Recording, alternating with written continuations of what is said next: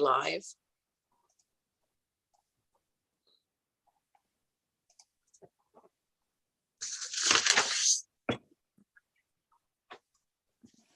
You're live.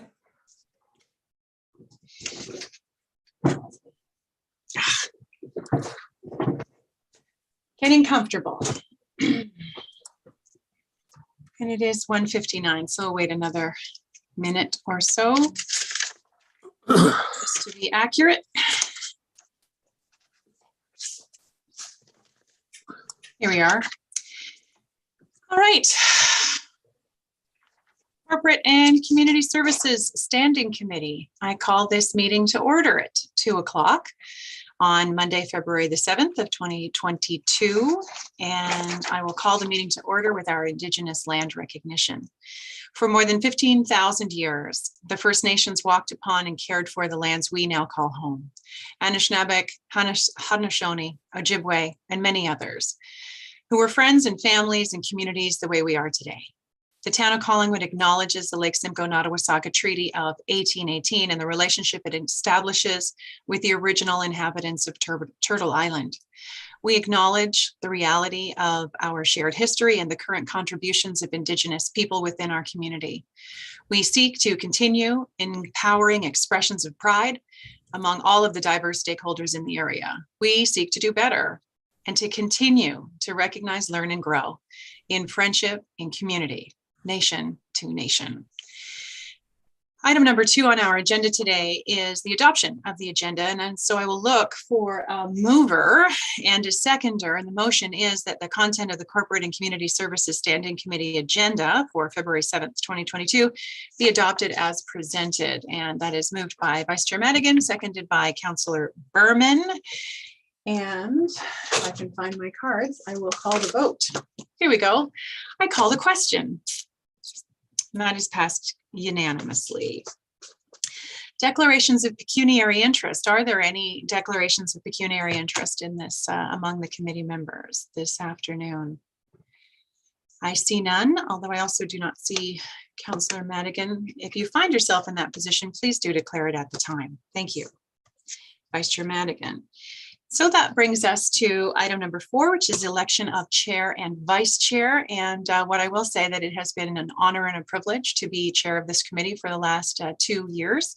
And I have learned so much about policy and procedure and how town hall works. And I'm really grateful to my fellow committee members to have provided me with that opportunity and their endorsement to do that for 2 years in a row. And so with that, I will hand over the chair. I will vacate the chair and I will turn over the meeting to Clerk Almas. Thank you, Chair McLeod. And yes, staff and the committee thanks you for your service over the last 2 years. So as a requirement of our standing committees, corporate and community services, as well as development and operation, the chair review happens annually. And in accordance with the policy surrounding that, a chair can serve for a term of 1 year with an ability for an extension of 1 additional year. So Chair McLeod has served 2 terms as chair. So unfortunately, she's not eligible to retain the chairship. And the mayor is not also eligible to chair either of those 2 standing committees. So part of the election process will carry out nominations first for the position of chair, then for the position of vice chair. And based on nominations, if there's more than 1 nomination, the individuals be asked to present up to 2 minutes on why they are interested in taking on the chair position.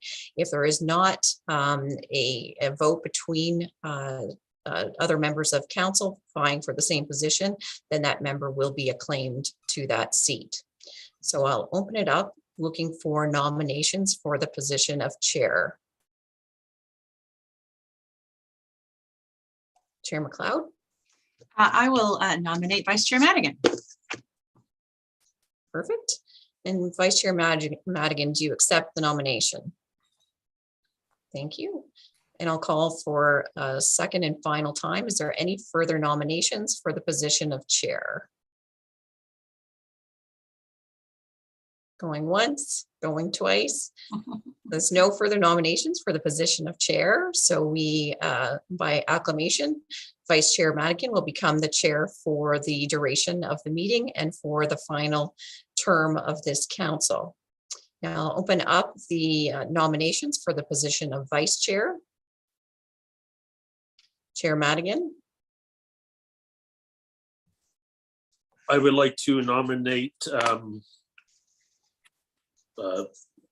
Chair McLeod. You're still the chair to me until I get a vice chair. I would like to nominate Councillor McLeod to be vice chair. We had a tremendous start to this term together with the rest of the committee.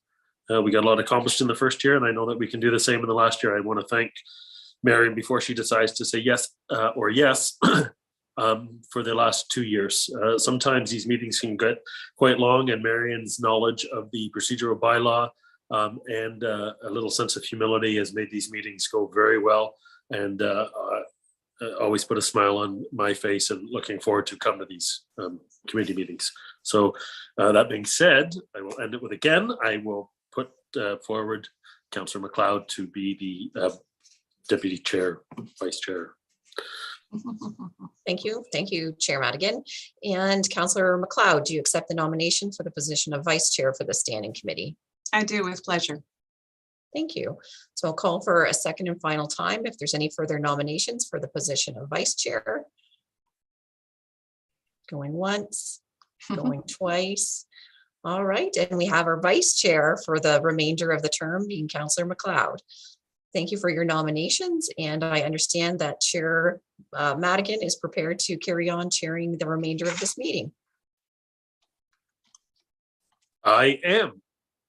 Thank you very much. So I guess that's me, because nobody said anything. So thank you. Thanks for the eye nod, Marion. I appreciate that. So up next, after that stunning election, is business arising from the previous meeting? Is there anything from the committee that came up that you'd like to chat about? Seeing none, deputations. Clerk Almus, do we have any deputations? No, we do not for this meeting. Excellent. So as the newly appointed chair, I would like to, with the committee's indulgence, I would like to move up 8.1 forward before we get to the staff reports, if I may. If I don't see any dissent, then we will just do that, and I will hand it over to the clerk, I guess. I'm seeing none, so I'm just going to do it. 8.1, that the minutes from the various committee and board provided below be received and recommendations contained there within. C 2022-03 Corporate and Community Services Board and Advisory Committee Annual Report. That staff report C 2022-03 Annual Report Corporate and Community Services and Boards and Advisory Committees activities from 2021 and priorities for the 2022 be received. And now I'm going to hand it over to the clerk. Thank you. Thank you, Chair Madigan. And just for clarification, we'll just pull the annual committee reports forward, and I appreciate your indulgence as we do have a number of our chairs present that would like to speak to their accomplishments and priorities moving forward into 2022. We do have a brief PowerPoint, and we'll just start that.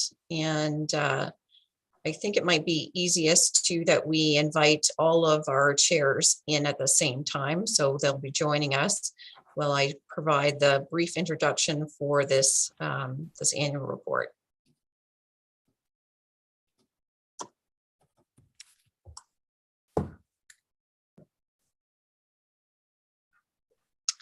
All right, so moving to our first slide. The reason why we do this annual report to council is based on our community-based strategic plan under transparent and accountable local government.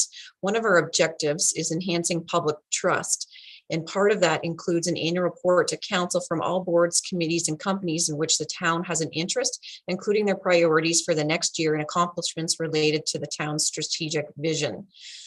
And as we have a number of advisory committees, we felt it was prudent that the standing committee or the advisory committees report into their respective standing committees to ensure that the standing committees have a full understanding and appreciation of the activities in which their advisory bodies are undertaking, and to have any informal conversation about their goals and objectives.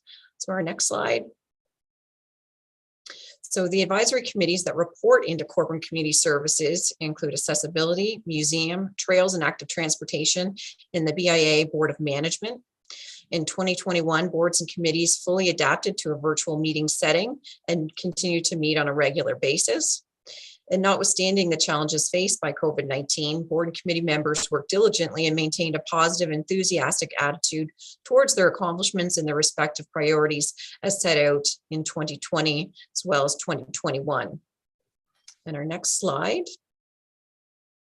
So we're going to start with our chair and vice chair of our Accessibility Advisory Committee will be speaking. And they will be addressing, first of all, the 2021 accomplishments, and then moving into the priorities. And our chair is Vanessa McDonald, and our vice chair is Catherine Bloomfield.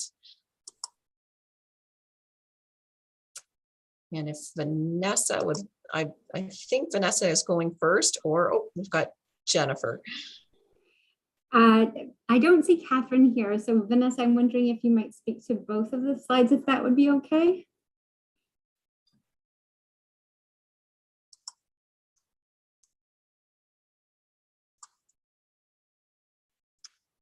So I see Vanessa is on. I'm just wondering if you just make sure to toggle your mute button, Vanessa. All right. How's that? Perfect. Wonderful. So thank you very much for having us here today. I'm speaking now on the accomplishments of the Accessibility Advisory Committee. That what we accomplished last year was there was great engagement with various departments from the town of Collingwood, and we did discuss issues with the accessibility shuttle, and we were concerned that there was some issues with that development, but we seem to have been able to provide some guidance and here the parameters in which we could be effective. Updates on the parks and capital projects to ensure accessibility. Any engagement is welcome and encouraged from the different departments. And this one in particular was a very extensive presentation and very reassuring that the town has accessibility as a priority. The status report is a working document for us. We continue to refer to it as the basis of our endeavors, and improved that one in 2020. Our multi-year accessibility plan is, we've adapted it into its fine points, and we assess them as they come up in actual examples and then in anticipation of future applications of some of those key points. We do try to track who is responsible for providing information within our committee towards them and give an end date to resolve some of the concerns with those. We very much look forward to working with the other advisory committees. We think it's an important aspect of accessibility that it be an all-encompassing, intersected approach. The collaboration is quite critical, particularly if we are looking to accomplish the 2025 fully accessible Ontario deadline. The barrier identification complaints that we've been receiving, we are able to review them to see what the issues have been, to see how they've been resolved, and to add any input on that process, which we've done a couple of times last year. We were given a very good briefing on the election voting methods and contributed to where our concerns might be addressed in that process.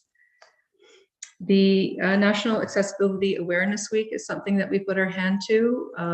We're always eager to do much more than we have the capacity to at times or the energy for, but our focus is on making the public, the community very aware that accessibility is an important aspect of our community, to make it a commonplace and not the exception.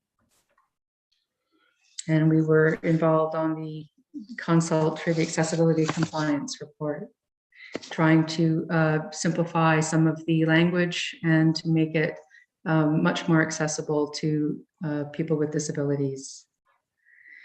The goals and priorities that we have set out for this year are, of course, in compliance with the AODA. We use the AODA as a start point.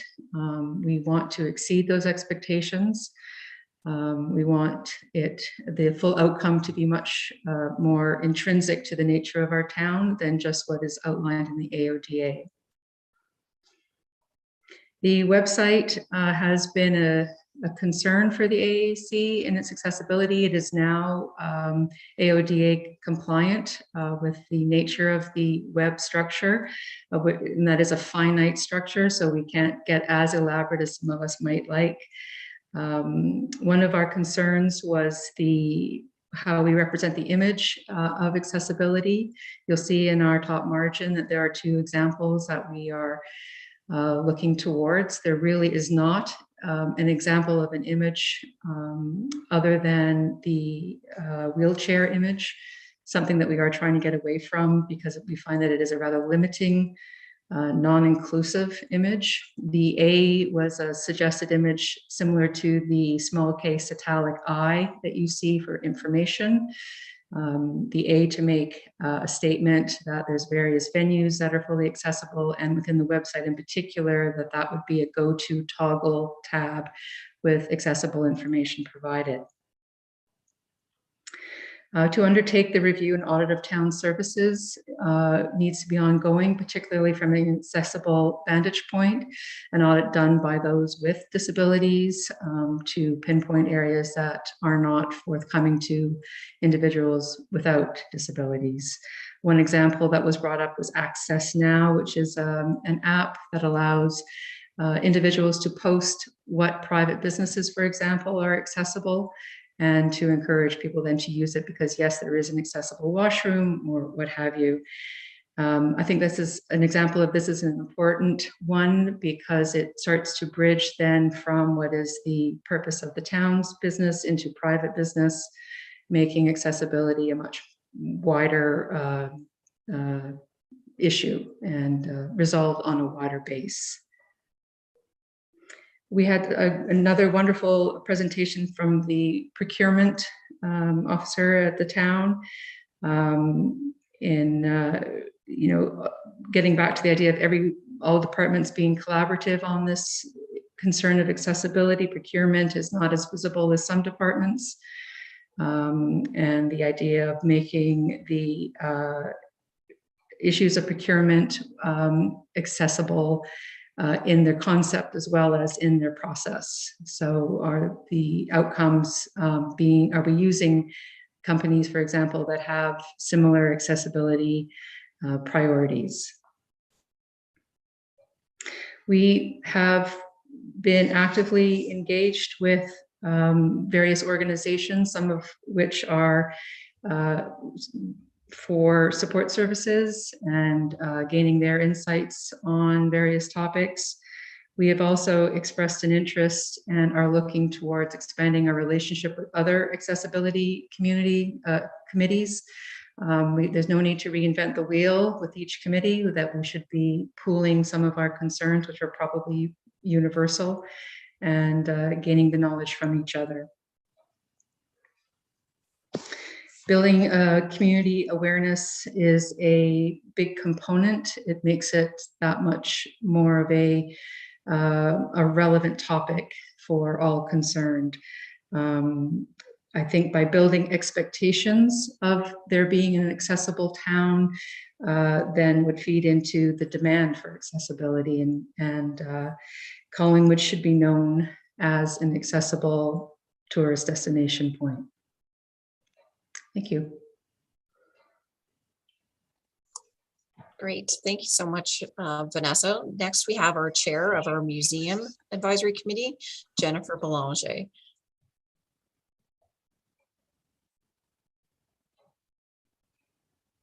Hi, everyone. Is that working?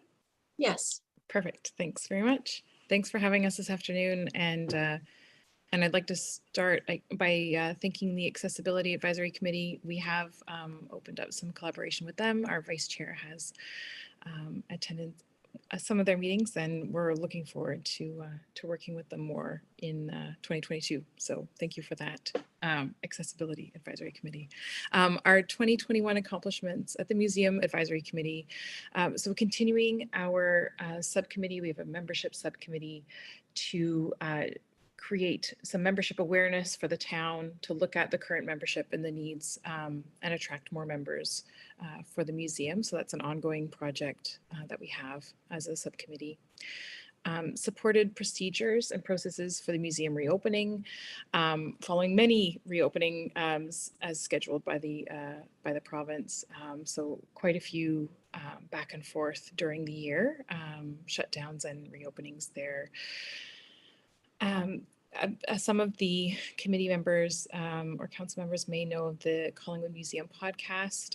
So that was started by the Collingwood Museum and the previous chair, Ken Mahar. So Stories from Another Day has been quite popular, or we've been very pleased with the reception that it's had. So almost or around 2,000 listens, I'm assuming, based on our previous numbers without having an update. And coverage in the Toronto Star as well as Collingwood Today about the content, which was very nice to have a nice boost for the podcast itself, talking about historical stories from Collingwood. We've regularly reviewed the strategic plan and looked at the priorities that we had sort of planned out until 2024, of course, before there was a pandemic. And so looking at those and how they can be revised, or how we can still meet those goals in light of the pandemic, or whether or not goals need to be sort of nudged forward as reopening priorities change. We did, because of the pandemic as well, look into expanding our virtual offerings for the museum. So we did have some new council members join that had experience developing digital platforms or digital exhibits. We've looked at some of those, as well as existing platforms that are made use or used by local museums or small to medium museums in Canada. Nothing that we particularly as a committee have put forward yet, but are still looking at those options. And we also, some members contributed to the virtual offerings the museum created, like the Stories of Unsettling Lore, which was the Halloween series of videos that were created to promote stories and history within Collingwood. As I said, looking for community partnerships and supporting that type of communication and collaboration within the town. So obviously the Heritage Committee and Heritage Advisory Committee, the Accessibility Committee that we have met with this year.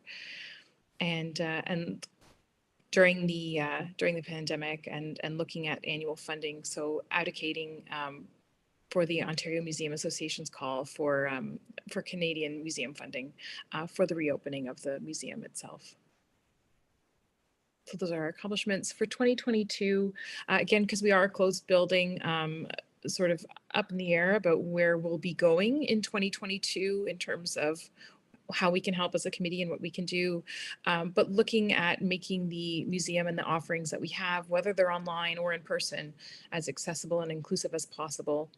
And our vice chair is helping with that, as well as the Accessibility Advisory Committee, and partnering with community stakeholders to advance diversity. So looking at the Unity Collective, the Accessibility Committee, to bring forward the best that we can offer in terms of our digital and in-person events and offerings, and continuing to work with the membership subcommittee to spearhead the membership mission and increase the engagement within the community in that way, and hopefully with volunteers as well.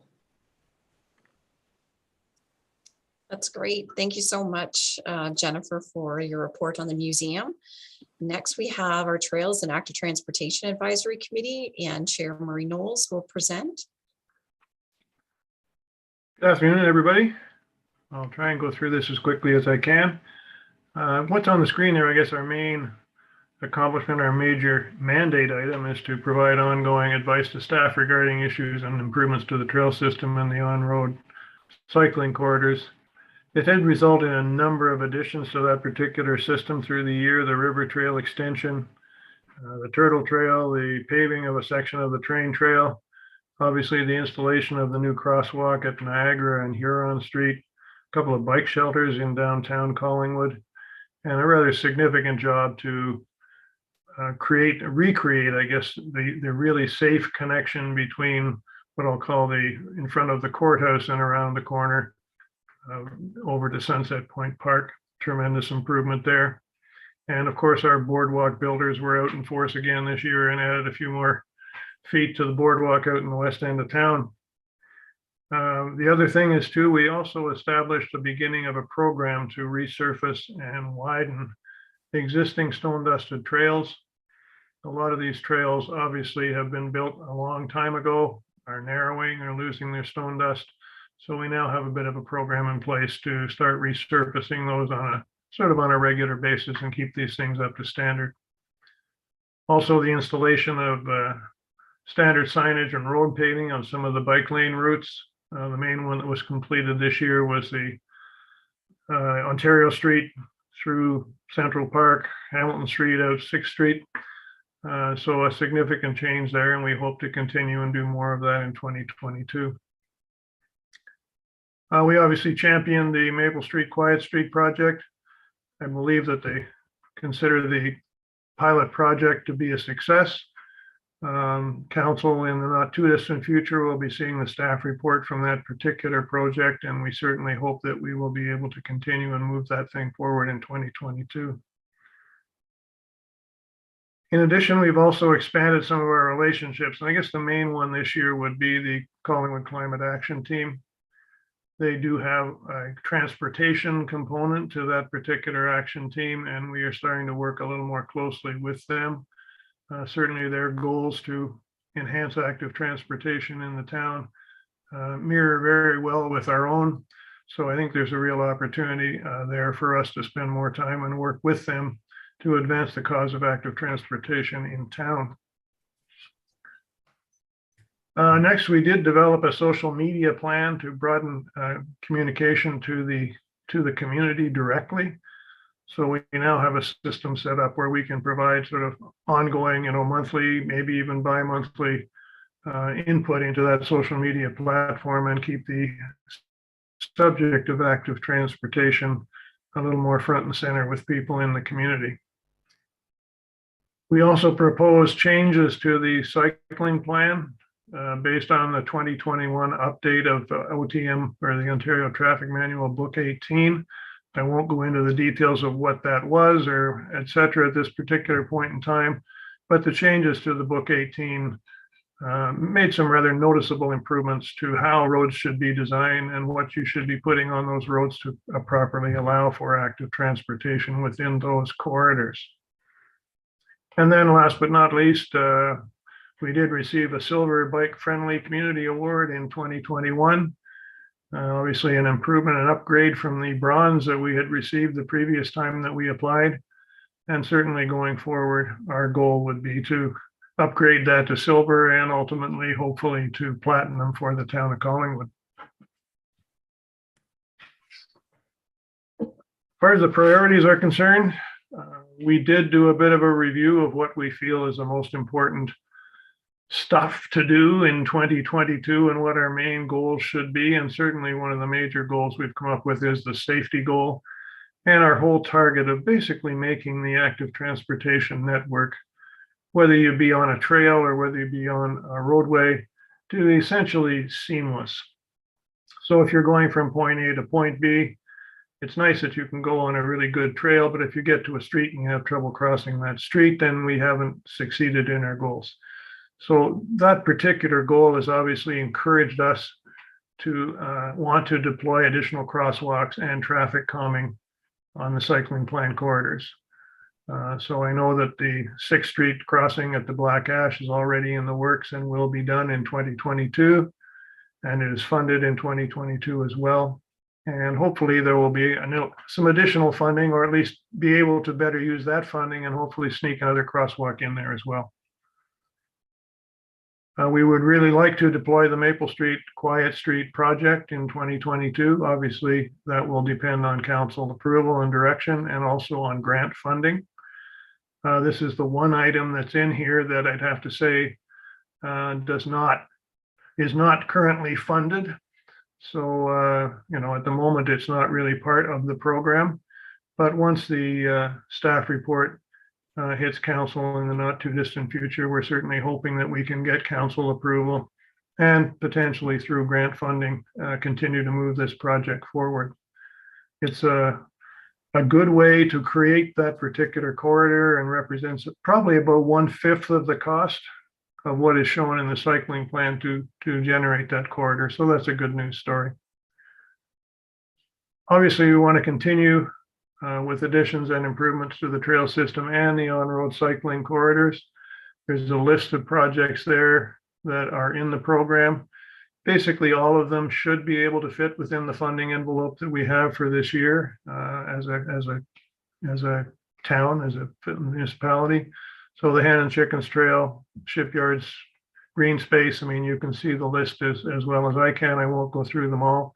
A fairly extensive list, and we're certainly hoping to get them all done. We want to continue with the program to surface and widen existing stone dusted trails. So we have had the list for last year, and we will create another list again to try and make this an ongoing activity for 2022 and moving forward from there. We also want to mark and identify the hard service multi-use trails or paths, with painting and signage. And when we talk to those, we're talking mainly, I'll use the word, the wide sidewalks or the large concrete sidewalks, First Street, High Street, the north side of Highway 26 and the east side of town. And the goal with properly signing and putting some kind of paint markings on these things is to try and, shall we say, eliminate any disagreements between pedestrians and cyclists that might be both using that particular facility. We also want to continue with the installation of the standard signage and road painting. There's a couple more routes that we would like to get done in 2022, and hopefully they will get done as well. And we want to replace some of the catch basin grates in town with the ones with the groove that are parallel to the road. Those are a bit of a trap for people on bikes. If you're driving particularly a road bike, you can get caught in those things. So there are about 62 of them still around town. And we have created a priority list to try and get some of the most, I'd say dangerous ones, if I could use that phrase, the ones that are in the path the most, get them taken care of. Another big item there is the road construction projects. Obviously, we want to spend a reasonable amount of time working with the engineering people on the design of Peel Street and the High Street, which are both, I guess, funded for the design side of things in 2022. I believe we've been successful with streets such as Hume Street, such as Highway 26 out in the east end of town, and hopefully we can be just as successful in creating a really good active transportation corridor for those two. I did mention updating the cycling plan or proposing some updates to the cycling plan. Obviously, that will require a staff report, and we're looking to make that happen in the 2022 timeframe. And we want to continue our progress towards a gold bicycle-friendly community status.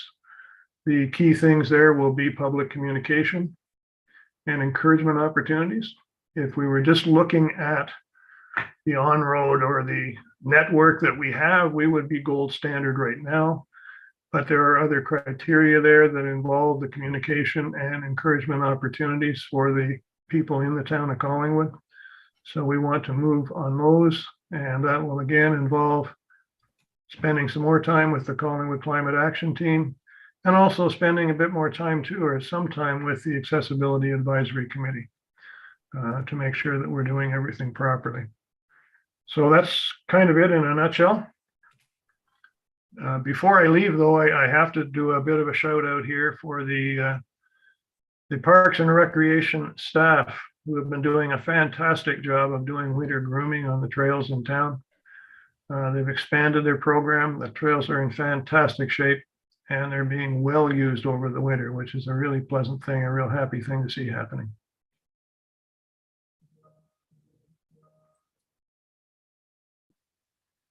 All right, well, thank you so much, Chair Knowles. As you can see, our committees have had a lot of great accomplishments, but there's also a board that reports into our corporate community services, and that is the BIA Board of Management. And we have Chair Dave Koning here to present the BIA's accomplishments and priorities.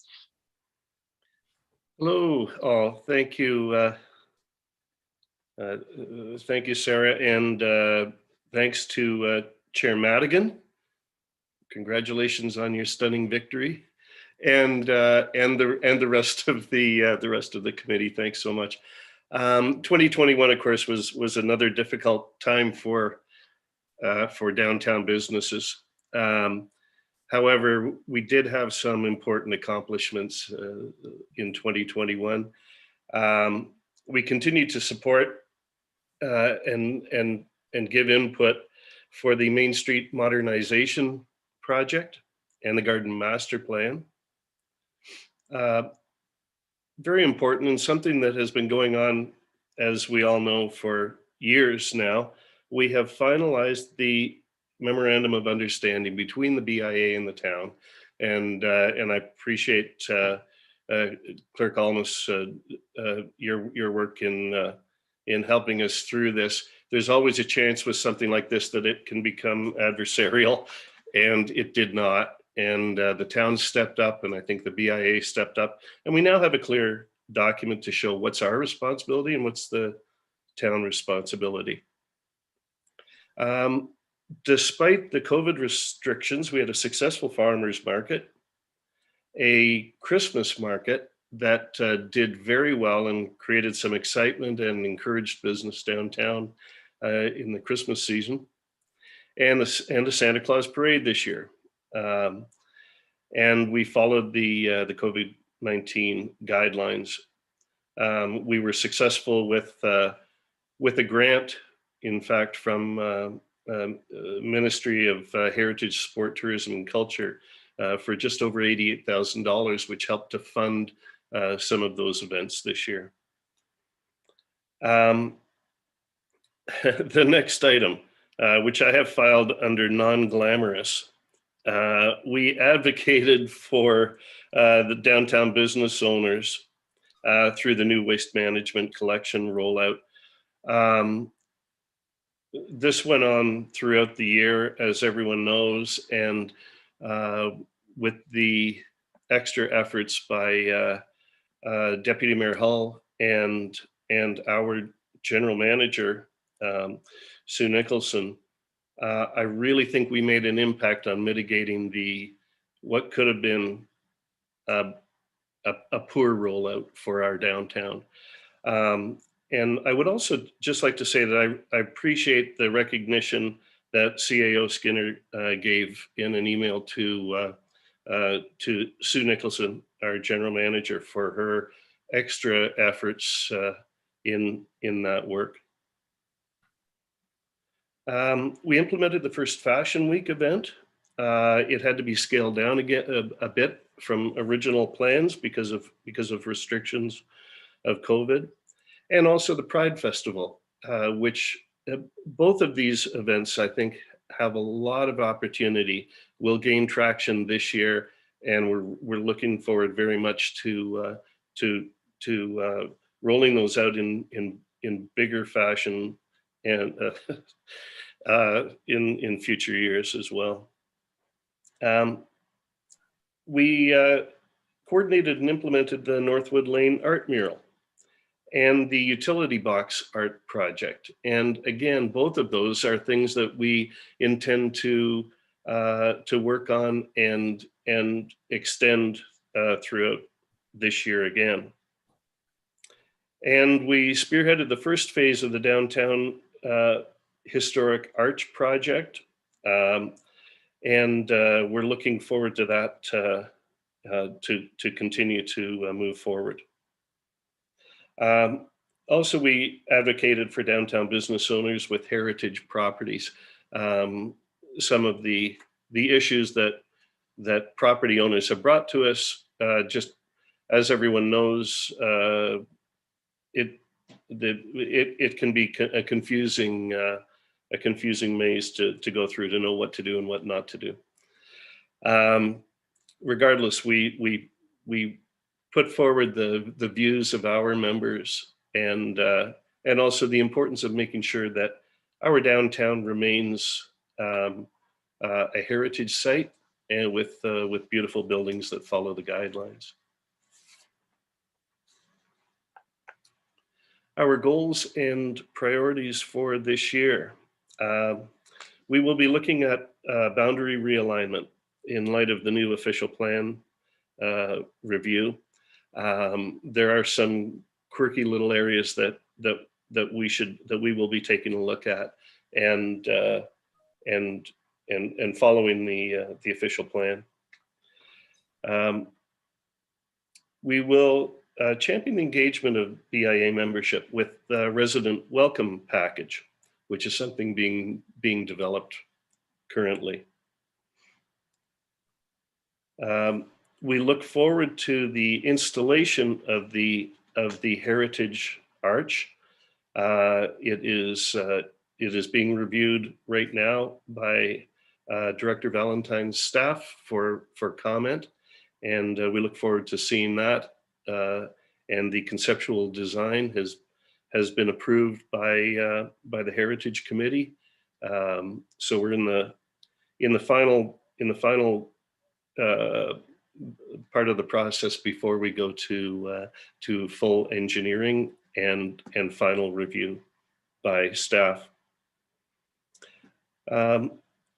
We will this year, hopefully, after 2 tough years, develop a robust event and festival plan. So much has been put on hold over the past couple of years. We're looking forward to getting people back into events and on the street and really promoting the downtown.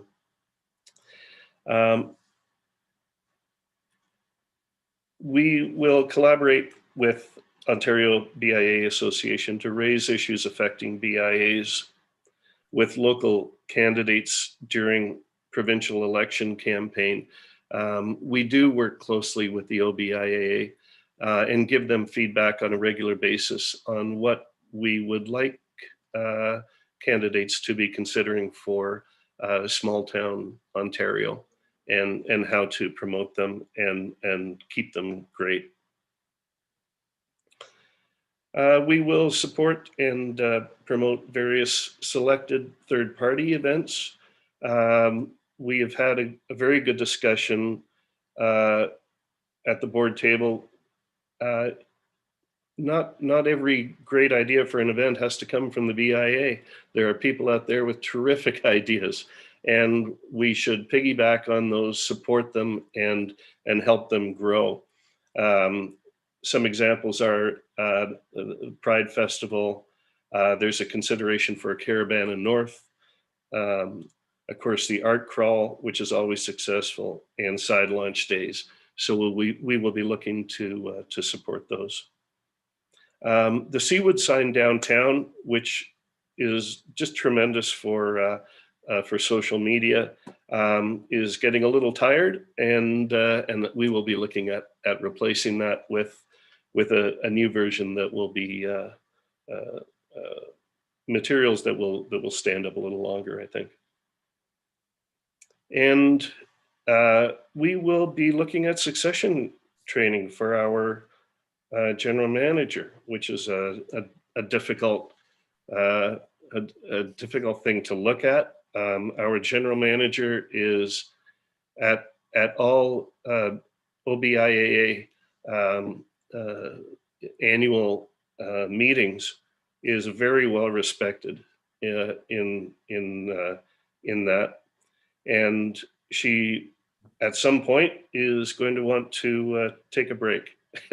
So we are planning for that, and and having quite open discussion regarding it. Just in closing,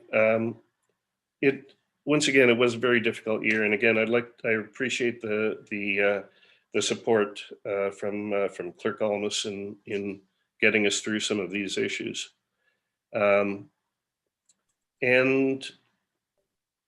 I can't speak formally about it yet, but within the next few weeks, you can expect the BIA to announce a major grant funding award for our downtown. So stay tuned for that. And just my last note is that from the conferences, from the OBIAA conferences, I know from discussions with other areas that not all municipalities have a good relationship between the BIA and the town.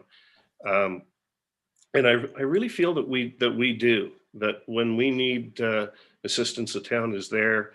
And that I think without exception, council and staff understand that our downtown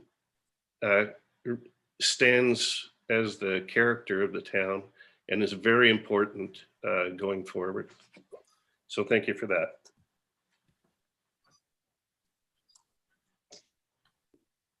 Thanks, Chair Koning.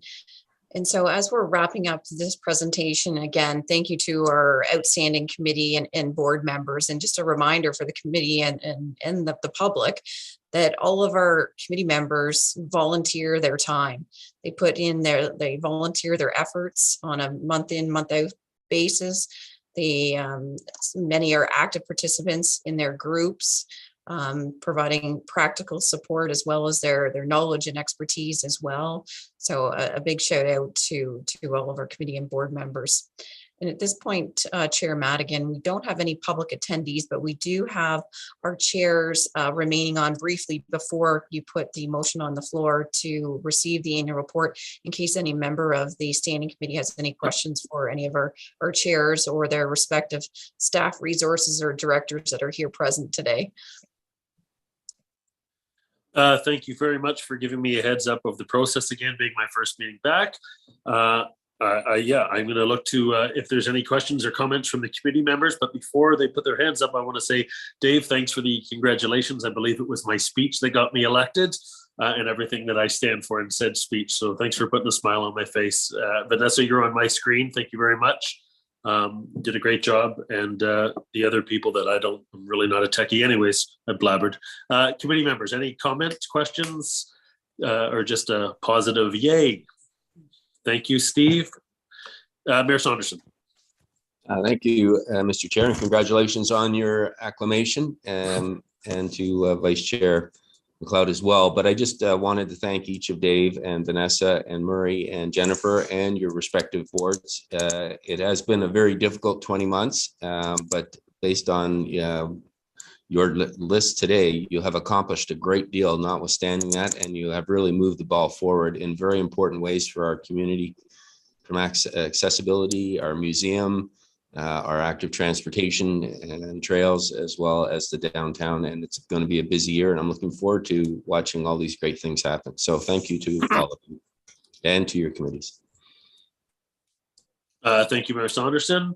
I will point out that Councillor Berman just put up a thank you card. So Steve, well said. Vice Chair McLeod. I'd just like to echo what the mayor has to say as well, and to thank, I know that some of these committees are more like thinking committees, and some of them are actually dirt under your fingernails kind of committees. And I really appreciate all the work that is done, both clean and dirty. And I have a suggestion for Jennifer that she may want to take back to her committee next year. Now, 2023 is the 70th anniversary of the building that CCI House is housed in.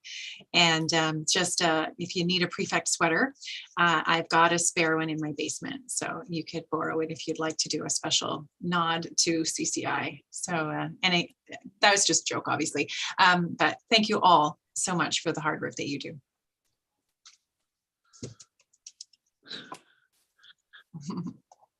Thank you, Chair McLeod. CAO Skinner.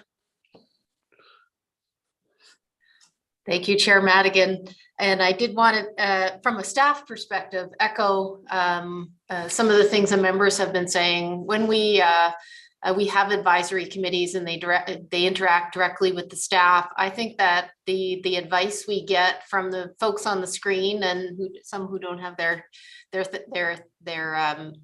cameras on, and the other people on the committees, really, I think, cuts off at the pass from a staff perspective. A lot of mistakes we might have been by not being either knowledgeable enough or knowing enough about what's happening in the communities. And then when you bring your advice, it really, really enhances the quality of the programs we're able to deliver and the advice we're able to provide to standing committees and councils. So from a staff perspective, I just wanted to speak up and also thank you very much.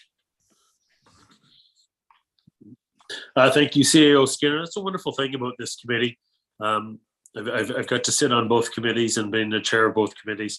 This committee is always good news. So Jennifer and Murray, thank you very much for putting your cameras on so I can see your smiling faces. Thanks, Murray, for everything you do.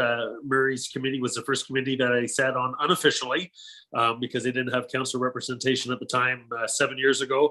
And oh my gosh, between Murray and Mr. Christie, I learned so much about our trail system. I do have one question for Ms. McDonald, if you could you let us know when National Accessibility Awareness Week is? I'm remiss that I don't know when that is. And that's something that we're obviously very proud to share with our community members.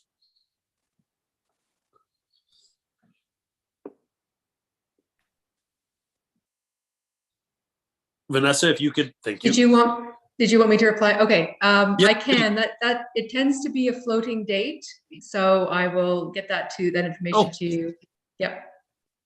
Awesome, thank you very much. So on behalf of the committee and the staff, thank you for everything, and please go enjoy your day doing whatever you do. It's somewhat nice outside, so get out there and check out our trails and have fun. Thank you very much. Thank you.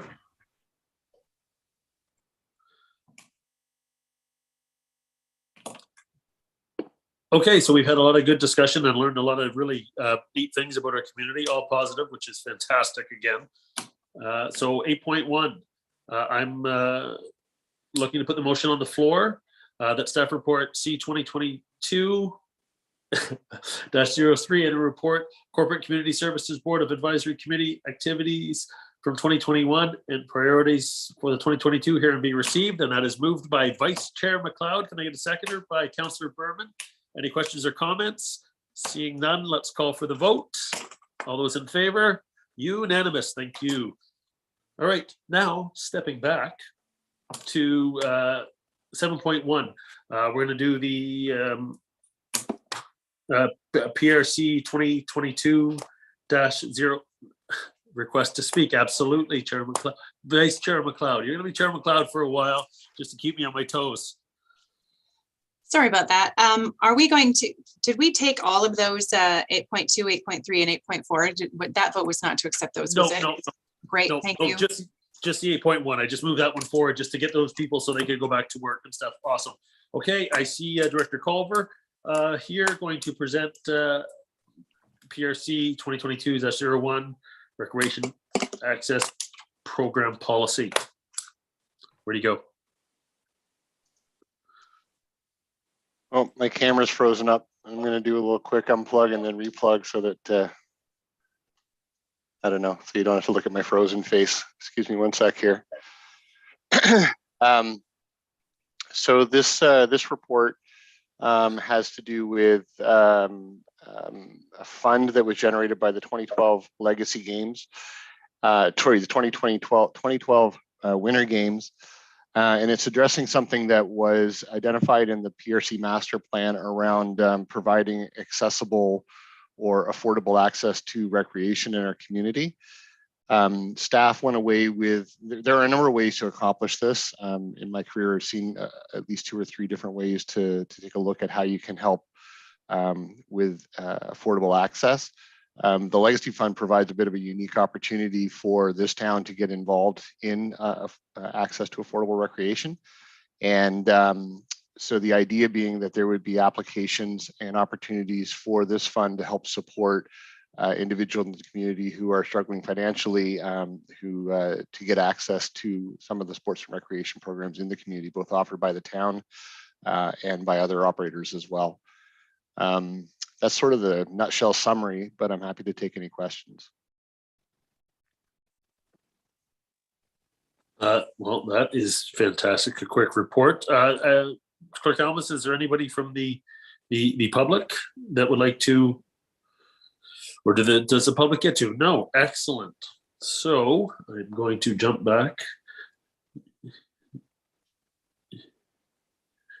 Yes, Councillor or Vice Chair McLeod. I'm just going to read it in and then put it on the table. So whereas reports PRC 2022, whereas Council recognizes the importance of the full participation of all residents in recreation programs and services, understanding the health and social benefits of recreation and sports and its impact on the prosperous and sustainable community, be it resolved that staff report PRC 2022-01 be received and that Council directs staff to implement a pilot access to recreation policy to assist individuals that face income barriers to support equitable opportunities to participate in recreation programs and services, and report back and update following 1 year of implementation. Can I get a motion to put that on the floor?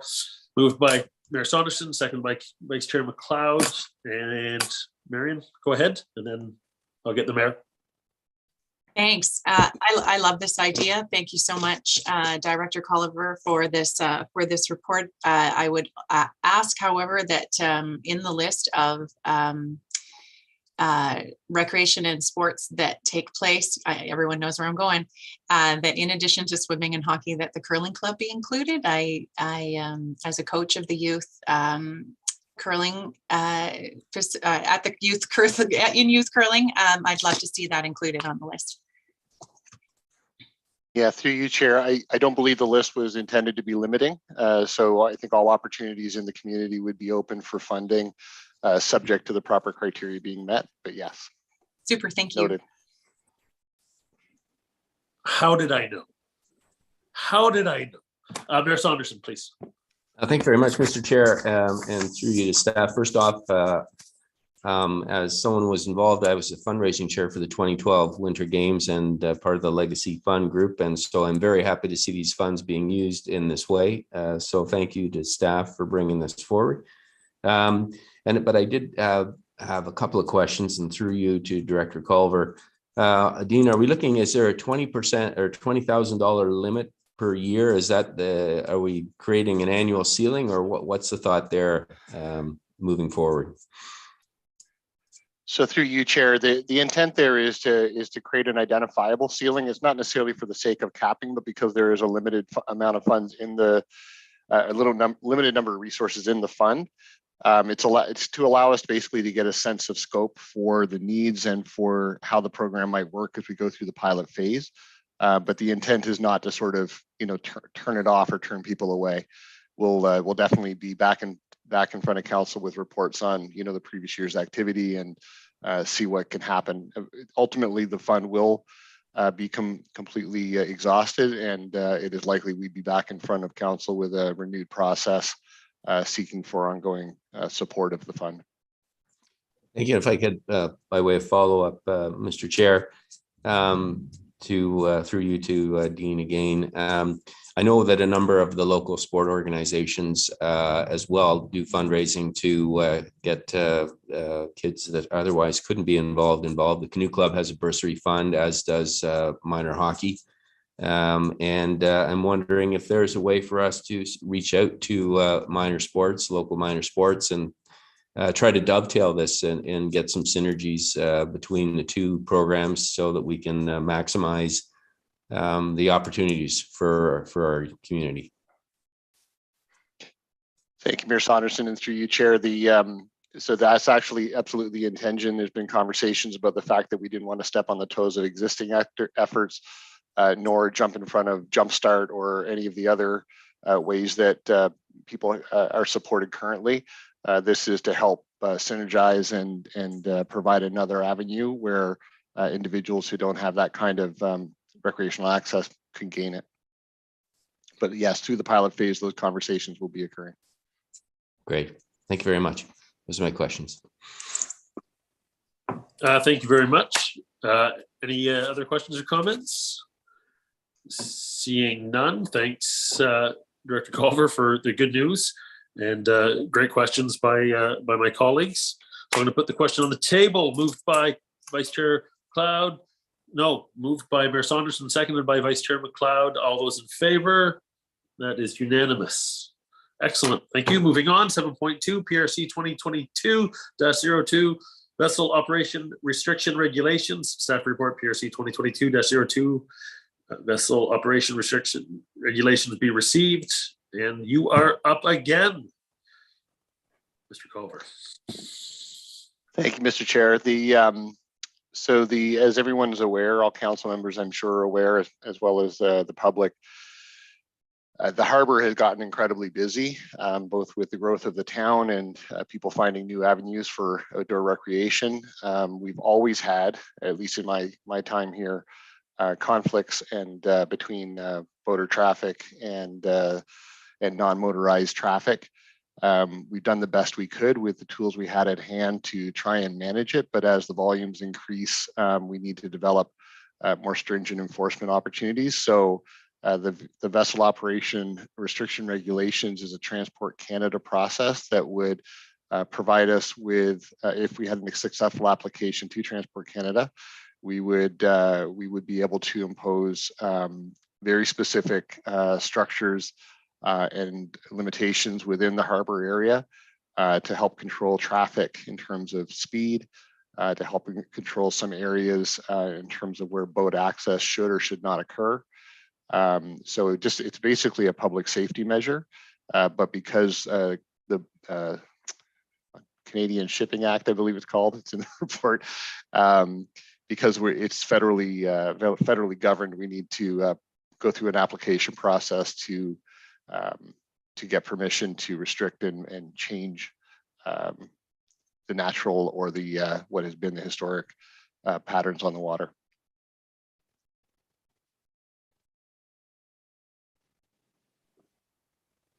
Another quick and concise, quite informative presentation. Clerk Almas, anybody from the public? I'm anticipating a no. So I am going to put the question, put it on the table that PRC 2022-02 vessel operation restriction regulations be received and that council approve and endorse staff proceeding through the steps required by Transport Canada while using the local authorities guide to establish a vessel operations recreational regulation that will support enforceable rules for the use of Collingwood Harbour by motorized boat traffic in support of public safety in the shoreline environment. Can I get a mover and seconder? Moved by Councillor Berman, seconded by Vice Chair McLeod. Any questions or comments from the committee? Mayor Saunderson, you barely beat Vice Chair. It'll be fast on this committee. Through you to Director Culver. Dean, I'm just wondering, when we come to look at the actual bylaws and the restrictions, are we looking to the Shipping Act for guidance there, or how will we be determining what the regulations are in our harbor?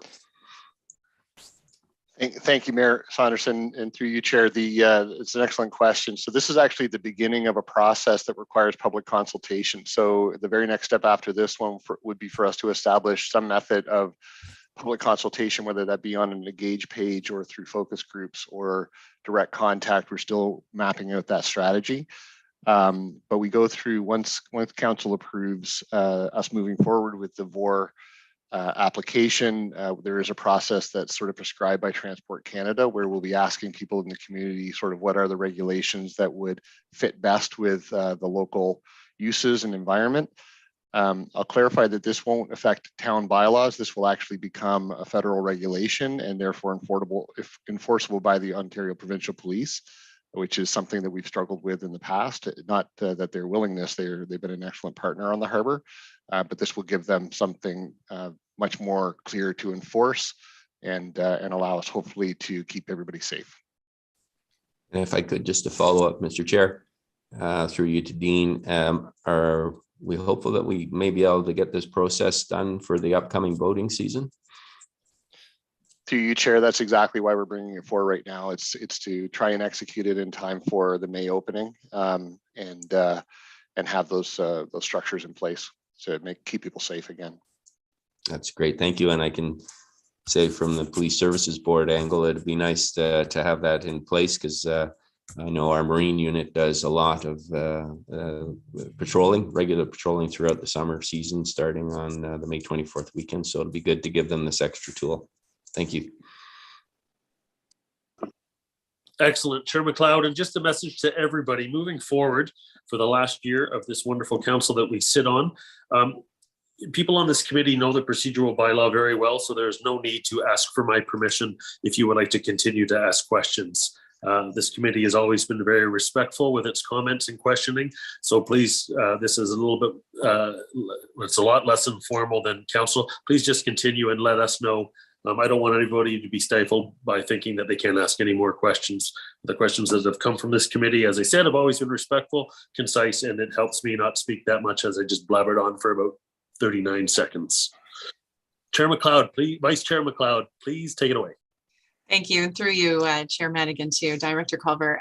My only concern, and it isn't really that serious a one, but it is a little one, is will council see the plan that's going to go, or that's going to Transport Canada or Fisheries, or whatever the federal thing is, before it goes through?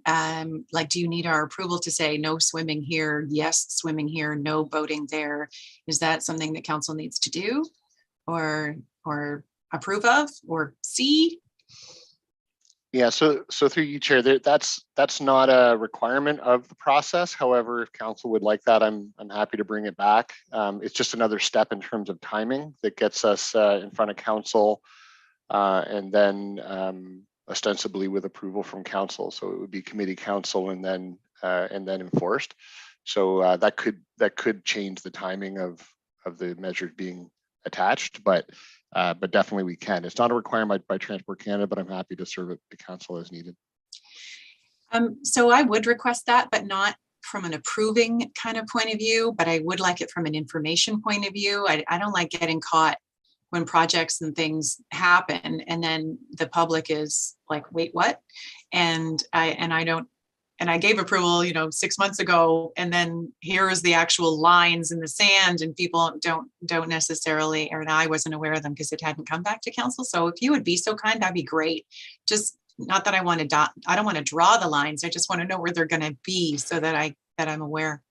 For sure. So through you, Chair, what I could do is once everything's been established and our application's about to go, or maybe even has gone, depending on the timing when that completion, I could provide an update to council that would fully inform you of everything that's been discussed and decided through the process. That would be super. Any other questions or comments? Seeing none. Dean, I have a question. Just for clarity, this isn't about where the kids can swim and not swim. It's this is just about the motorized vehicles. Yep. So actually, Chair Madigan, it could have, and then again, this is subject to public consultation, but it could have the delineation of some areas that would provide protection. So last year we put in what were called private buoys. So a buoys off of the pier, for example, where we know kids swim.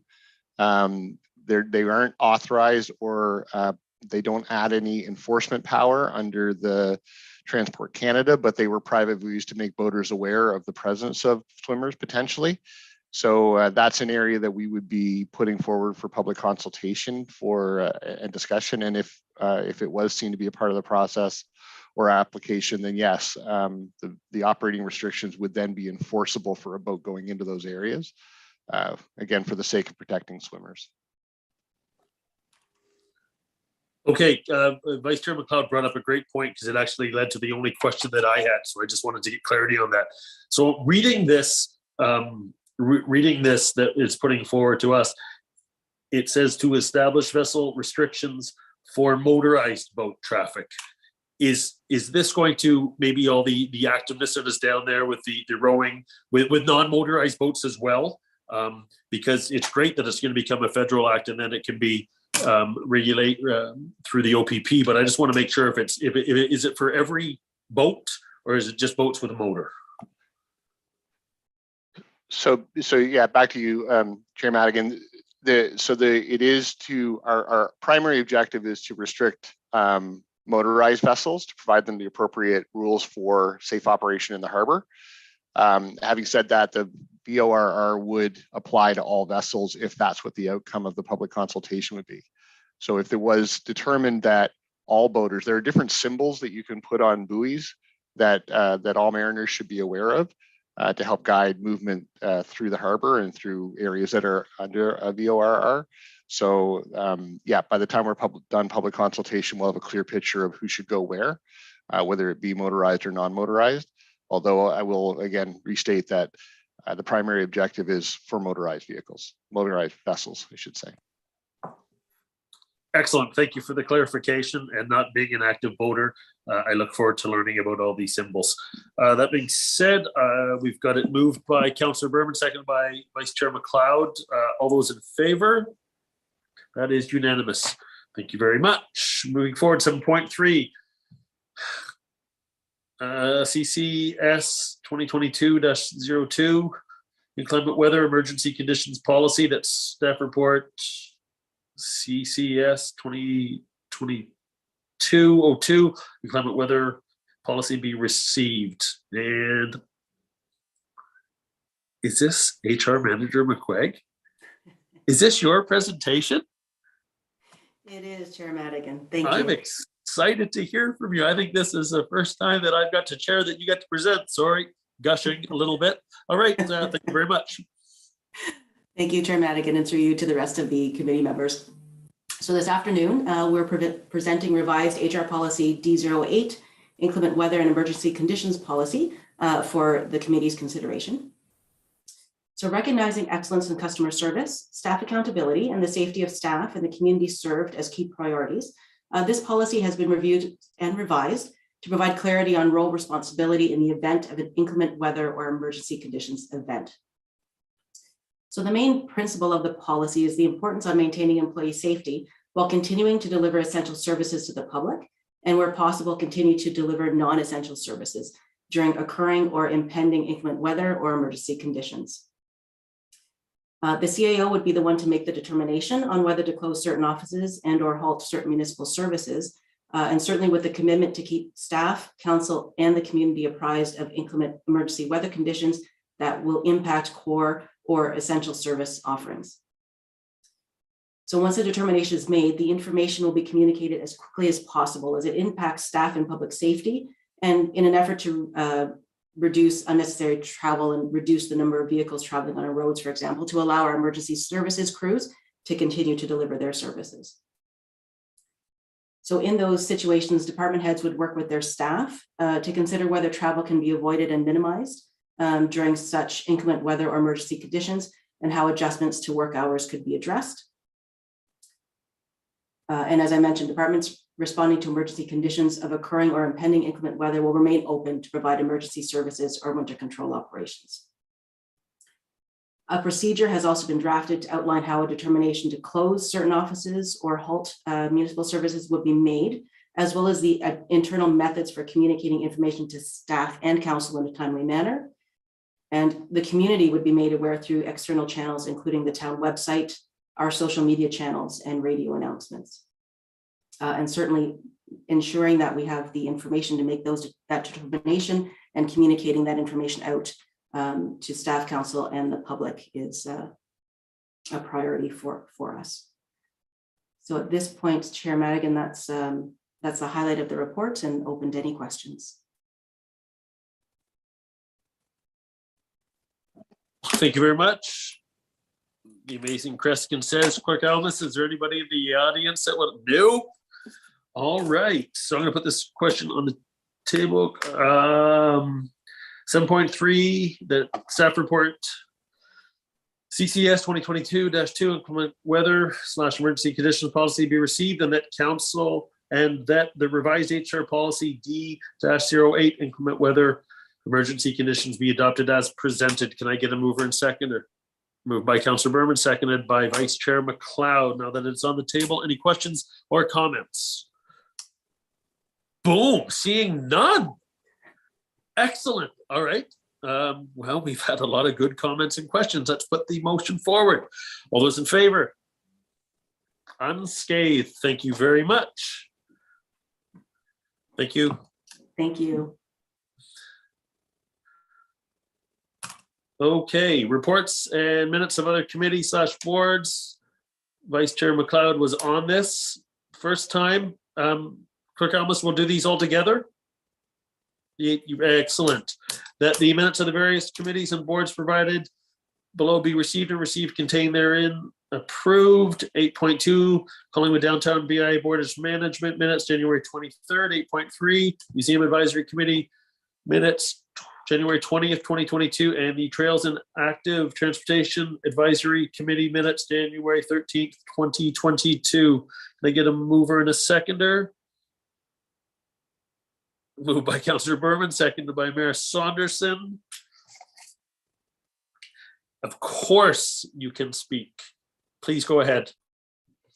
Thank you. I'd like to pull 8.4 for discussion and possibly for direction. Excellent. Okay, so we will sever those out. And if everybody is okay with just voting on 8.2, 8.3, we'll do that first if there's no more questions or comments, and then we'll go right to Vice Chair McLeod for her questions on 8.4. Is that good with everybody? Excellent. So all those in favor? Passed unanimously. 8.4, Councillor McLeod, take it, or Vice Chair McLeod, take it away.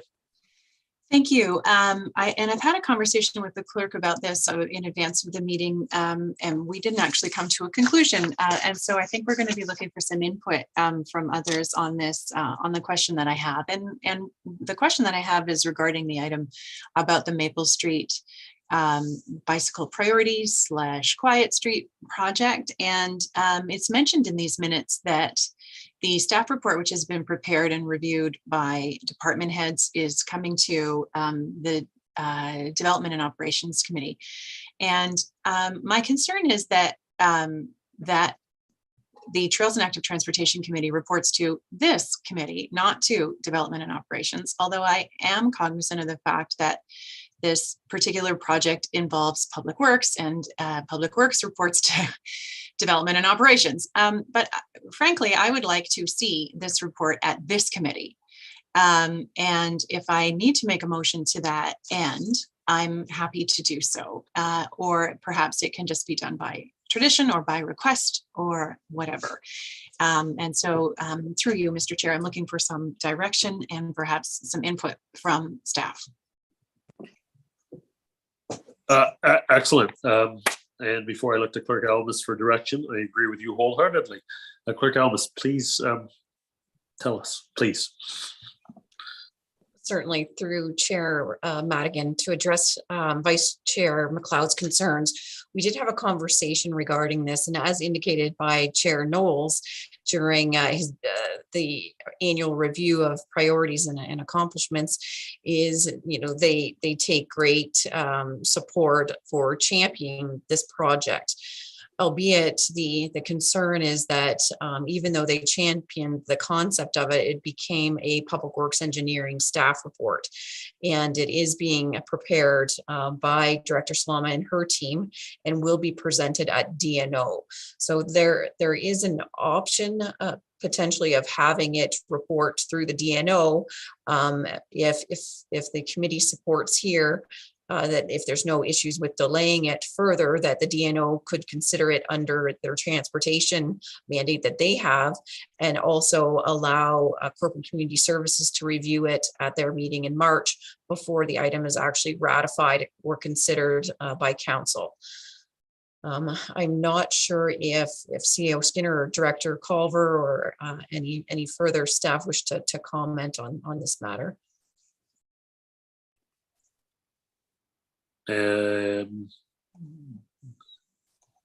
CAO outranks me, so I'll wait for her to decide what she wants to do. Thank you, Chair. I may have a comment, but if Director Culver would like to go first, that would be fine. Thank you, CAO. And thanks, Chair Madigan, through you. The concern that I have has mostly to do with how we work operationally.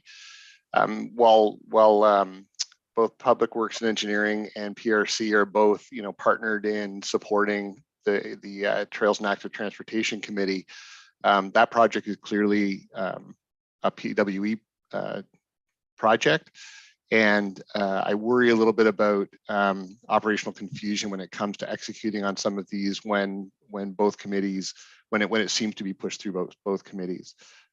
Similar problems will happen when we get to a lot of the aspects of the cycle plan. The cycle plan has some off-road considerations, which are PRC's domain, and some on-road considerations, which are PWE's domain. Again, there's no real, it's not about ownership. It's actually more about just clarity in function and how we're trying to push things through on behalf of the community.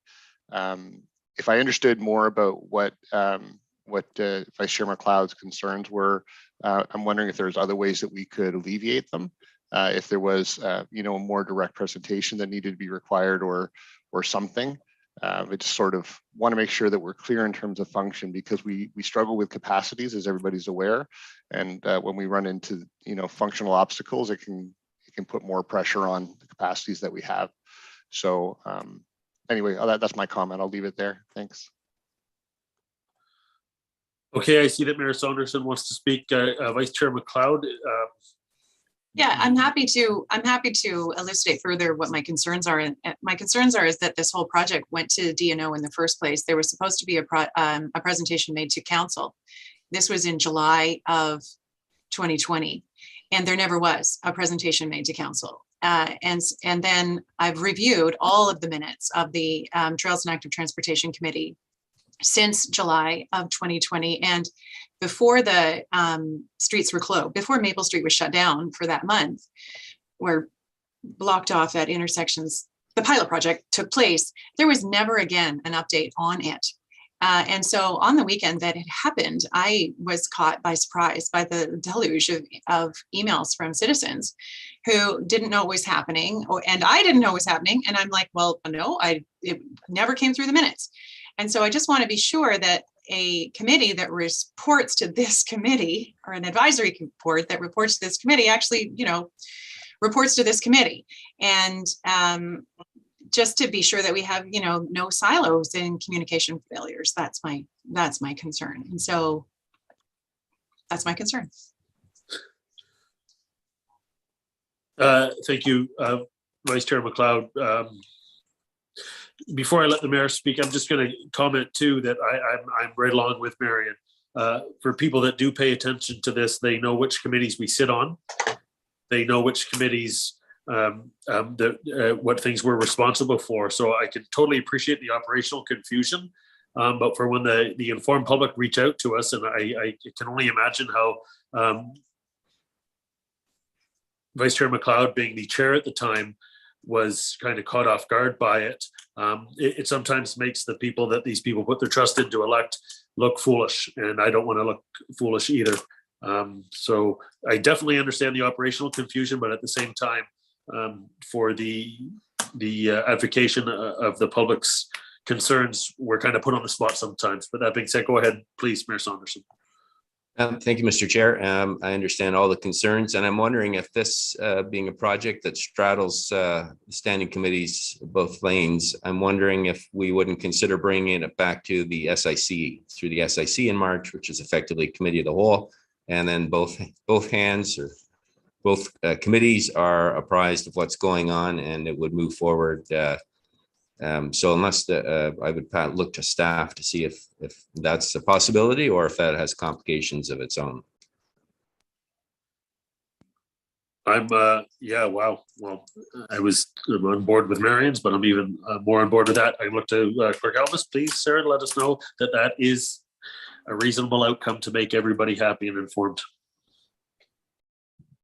Thank you, Your Worship, and through Chair Madigan. That is something that we considered, and unfortunately, how SIC has been set up, it has an appearance of looking like a committee of the whole, but it is for significant strategic and executive initiatives oversight in terms of financial sustainability and fiscal management. So it doesn't really meet the test of that mandate. And hence why the thought was it could go potentially proceed through development and operations, and also be reviewed by the corporate community services, either as a departmental update or as the report itself prior to the full consideration being given on it. Again, members of council too are also privy to attending the other standing committees that they may not sit on to raise any concerns. However, they don't have a voting privilege. But if the recommendation is to proceed to SIC, that would be something that council would have to ratify on February 22nd. And then if that's the case, it would move forward to the March SIC. If it was not, then it would be delayed and go to the next development and operation, as it is a public works and engineering report. Dr. Culver. Sorry, if I could, and through you, Chair Madigan, now that I actually more fully understand Vice Chair McLeod's concerns, I personally don't. That relieves my concern about it going to the CSS, as Clerk Almus has described. If I understand correctly, it's less about sort of committee direction than it is about making sure that committee is fully informed. And I will say that what's been stated in terms of information around the Maple Street priority, that's a valid concern, and we can definitely understand that for future to make sure that we are doing a better job of bringing council to speed of these initiatives. Anyway, I won't make excuses, but certainly I understand what's been said, and certainly we can learn from that.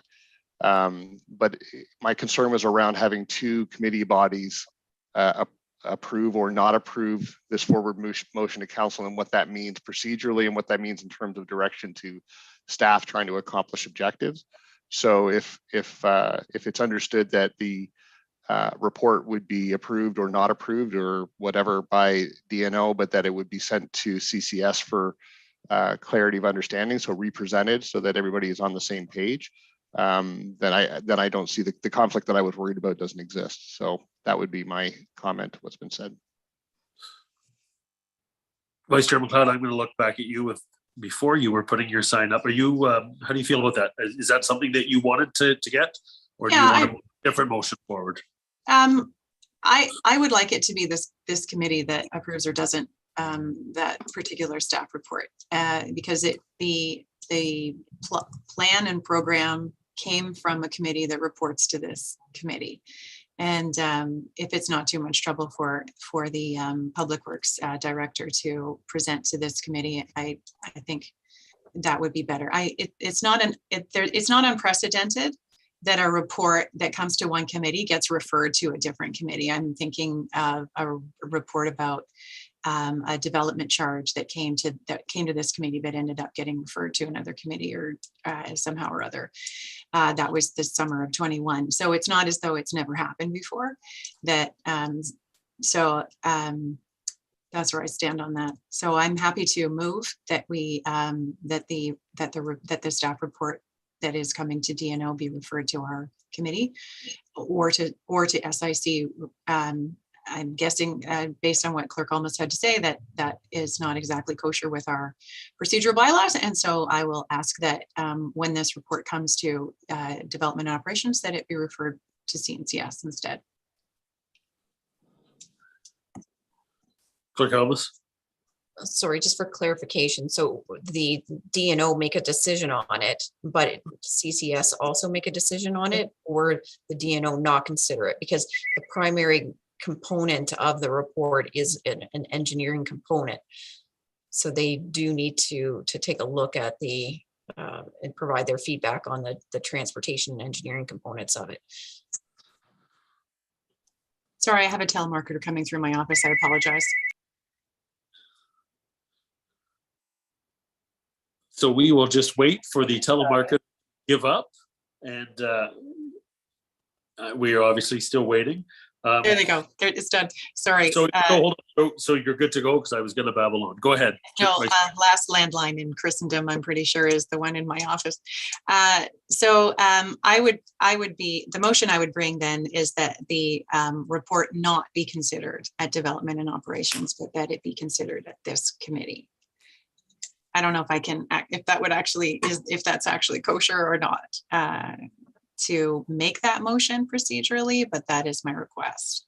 I mean, I could just ask the mayor to ask him to refer it. He sits on both committees. Okay, I'm not going to do that to our mayor. CEO Skinner, you had your card up. Thank you, Chair. I wonder if we could go with if the Vice Chair McLeod would consider a motion that was a little broader, that would allow us to, now we've heard from her and from the other members, something along the lines of asking staff to return with opportunities for the interests of both committees or the mandates of both committees to be incorporated in the decision. I don't know if we would be able to do that, for example, at the first council meeting, when the minutes from this meeting come forward, that we wouldn't lose too much time, but just give us a chance to think through your concerns and bring forward something that might be able to fulfill them for your consideration. Sure. I'm not sure what the wording of that would be.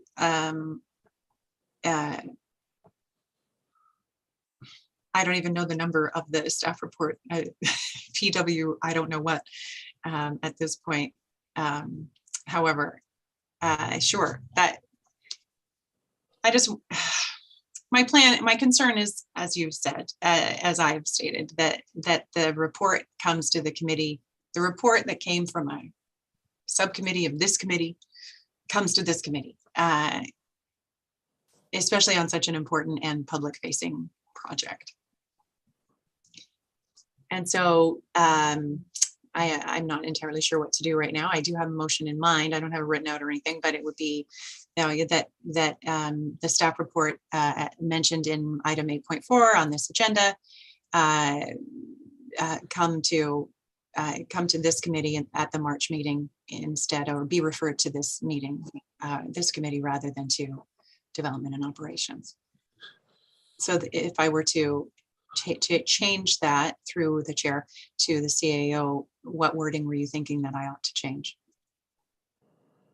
Through the chair, I think that what I was thinking was that the committee would ask staff to return with a governance approach that considered the mandates of both committees. Alternately, from my perspective, I do think that there is an engineering concern around how much traffic may end up on other streets, or safety concerns that should be provided to Development Committee prior to a final decision on the cycling plan considerations, which do belong in this committee. Right. So those were the concerns. So you could either ask that the cycling plan considerations come to this committee after after the engineering is reviewed by Development Committee, or perhaps just my first suggestion, which was to ask staff to look at how that could move forward. Thank you. Mike, okay. thank you. So this is my concern. So this is when safety is brought up within the community, I think it reflects on the all of council, and I will agree with Mayor Saunderson. I don't think the direction that this is going, we're going to get a definite answer at this point.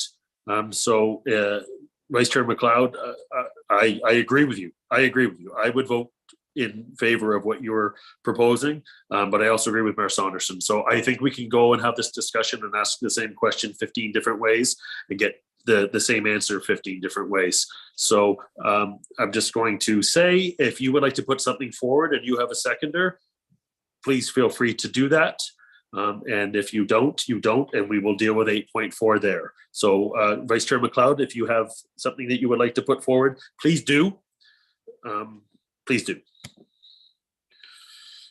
And you are muted. Not anymore. So I would move that that the staff report referenced in item 8.4, the Trails and Active Transportation Committee Advisory Committee minutes of January 13th, 2022 be presented to Community and Corporate Services Committee be referred rather to Community and Corporate Services in addition to Development and Operations. Excellent. You have Mayor Saunders. Oh, hold on. Do you have a seconder? I'm hoping I do. Yes, if we get into, there's no need to discuss it if you don't. You do now. Mayor Saunders. Yes, so thank you, Mr. Chair, and through you to staff, and particularly Clerk Almas. It just seems to me we're kind of setting ourselves up here for a longer, more convoluted process where you may have one committee approve it and the other committee want changes made or send it back. Yeah, I do think that while maybe it's not a larger financial issue, there are financial implications to it, but it is strategic, I think, in the sense of community safety, and ticks a bunch of our community-based strategic plan boxes. So it just seems to me it would be more efficient to be bringing it through the SIC so that the discussion would happen together, and the left hand's not doing one thing that the right hand doesn't like, and that this way I think it would proceed in a much more direct way, if that's possible. So I guess what's in my mind, and I'd look to is that we would amend the motion a little bit to say refer it back to staff to look at the appropriate mechanism to get it before both committees or the SIC, and then leave that with the staff to consider. Vice Chair McLeod. You know what? That seems like a friendly amendment. I'm fine. As the seconder, I am fine too. And sometimes just adding a couple words gets back to the answer that maybe some wanted. So any more discussion on this? Seeing none, all those in favor of that wonderfully written motion? Unanimous. Excellent. Yes, Clerk Almas. Thank you, Chairman. We'll just need a motion to receive that set of minutes as well. Excellent. Thank you very much. So it was moved by Vice Chair McLeod, seconded by Councillor Berman. 8.4 that the Trails and Active Transportation Advisory Committee minutes of January 13th herein be received. All those in favor? Thank you. Number 9, anything on the consent agenda? I don't see anything popped up. Nope. Number 10, departmental updates. 10.1, Ontario Active School Travel Project update. Coordinator Jennifer Parker. Ms. Parker, nice to see you. Good to see you. I look forward to this. Please go ahead. Fantastic. I think we have a bit of a presentation coming up here. So the town was fortunate to receive some funding from Green Communities, which was our Active School Travel Fund. And I'm here just to talk a little bit about the different components of that project, as well as the great people that I get to work with. So that's what's on our first slide. So these are the different organizations and members, staff members that have collaborated and helped inform this project. The fund was for 2021 and 2022, where it ends at the end of March, so March 31st. So an ongoing project, but an exciting project at that. And we recently presented this to the provincial group, so we thought it might be helpful to also share it with you. So we'll just go on to the next slide. So there are 4 public elementary schools involved in this. It's one of those projects that has evolved from an earlier funding opportunity that we had in collaboration with the Simcoe Muskoka District Health Unit, where we were doing school travel plans with our 4 public elementary schools. And then there's been this evolution. So it consists of a variety of different components. So I'm going to walk through each of these different areas, but as an overview, there's some sidewalk stencils, some traffic calming, an initiative called Drop Up a Block, communications and storytelling, as well as some wayfinding signs. So to give you an idea of what that looks like, we've got a couple of slides with some images that you can take a peek at. Let's move on to the next slide. There we go. So Sidewalk Stencils. We've started this and we'll continue once our snow melts, which shouldn't be too long. And so these stencils are there to encourage kind of that fun, active travel along our sidewalks. Again, they're around each of our different public elementary schools. One of the strong assets to these, and you might have noticed these on a walk around town, is the look component to that. So just another reminder for families, for students to pause before they make that cross along the road or across a road. But again, just another fun way to animate our spaces and encourage active transportation. So some of this is the encouragement piece, and some of this is really facilitating that safety piece as well. So we've got our sidewalk stencils, and then as you're well familiar, there's also our traffic calming. So we were fortunate to be able to use some of the funds from Green Communities to provide some funding to go into the bigger project of traffic calming that has been the great work of Public Works and Engineering. And so just a highlight again, something that you're already familiar with. So here's that safety piece, that request to our vehicular traffic to slow down as they're in these areas where we have that high volume of students making that transition from home to school or school back to home. And then you might have seen these on some of your side streets. Another piece to encourage that active commute to school, be it by foot or by wheel. So we have these at various distances from each of our 4 local elementary schools. We have the 5-minute walk or the 3-minute wheel, a 10-minute walk and a 5-minute wheel, or a 15-minute walk and an 8-minute wheel. So one of the great things about our community is it's not terribly long in distance to move from one side to the other. And for students, most of them live within that shorter distance to the school area unless they're bused in for various different programs. So another piece to encourage, and one of the, again, byproducts of this initiative was that collaboration with the Simcoe Muskoka District Health Unit and that travel planning committee, where we have some great fun iconic characters that we can pop out in different places to further add some fun to the initiative and some creativity there. And then we also have our Map My Route or Walk a Block posters or maps, if you will, that have been distributed to each of our different schools. And on these particular maps, we highlight for parents so that they can have that conversation, or guardians and caregivers, so they can have that conversation with students or about routes that they might be able to take, routes that might be preferred in order to make that trek to school or from school. So highlighting our traffic calming, highlighting places where maybe it's not convenient or it doesn't really work with schedules that drive directly to school is really important. But instead we're asking maybe choose a block away from school where we have our traffic volume a little bit less. And so that's the idea of the walk a block, and some suggestions on where that might be, looking at places like a trail hub that could be in closer proximity and a protected area to travel along. The maps also identify our crossing guards as well as our sidewalks, so the better route to travel along, street lights, and again, our trail system. And then another part of all efforts and initiatives is that storytelling and that communication component to things. And we're really fortunate to be working with the Collingwood Youth Centre on this aspect of the project, where they're helping to inform some of that work with some great graphics and tools. So we had members of the Collingwood Youth Centre help create some of the graphics that you see here. And February is Winter Walk Month, so another great reason for all ages to get out and make that active travel to wherever they need to go, if it's to work or to school or just to get outside. We know great things happen when we get our bodies moving.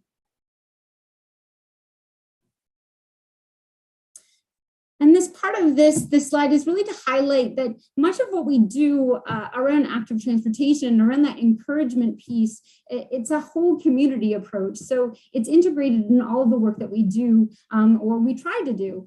So as part of our On the Land We Love, we had cycling workshops, and it was made mention earlier in committee, the amazing work that's happening with the grooming of our trails. So when we create these spaces where active transportation is more convenient, then it becomes the easier choice to make. So having groomed trails in and around our schools and in high traffic areas makes sense. And again, these campaigns to ensure that our trails are safety with bells and identifying spaces for walkers and for our riders as well. And again, another mentioning of the new structures that went to the downtown core, where you could park your bicycle as well. And the last, so we always celebrate active transportation. This was a pre-COVID picture, so no masks on. As part of Halloween, we did have our walking school bus, which was a great success, and I attempted to decorate myself in whatever gear was available. But part of this slide is just to kind of highlight that with all projects, we've had lots of successes, and there are challenges. Our population is growing in our community, and so in consequence, our trails and our sidewalks and our roads are busier places, and so that is an ongoing challenge, and it's looking to ways that we can ensure that encouragement piece and make or help facilitate a comfort level on those journeys to and from school. One of the great things about this project, it has been a wonderful collaboration with broad support, and that's been fantastic. And with all things that we do, capacity is something that we're constantly thinking about. So how much capacity we have as staff and how much capacity our project partners have, as evident with the health unit and the myriad of different things that they've been grappling over the last year as well.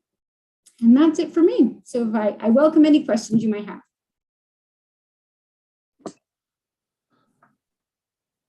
have. Any questions or comments from the committee? Mayor Saunderson.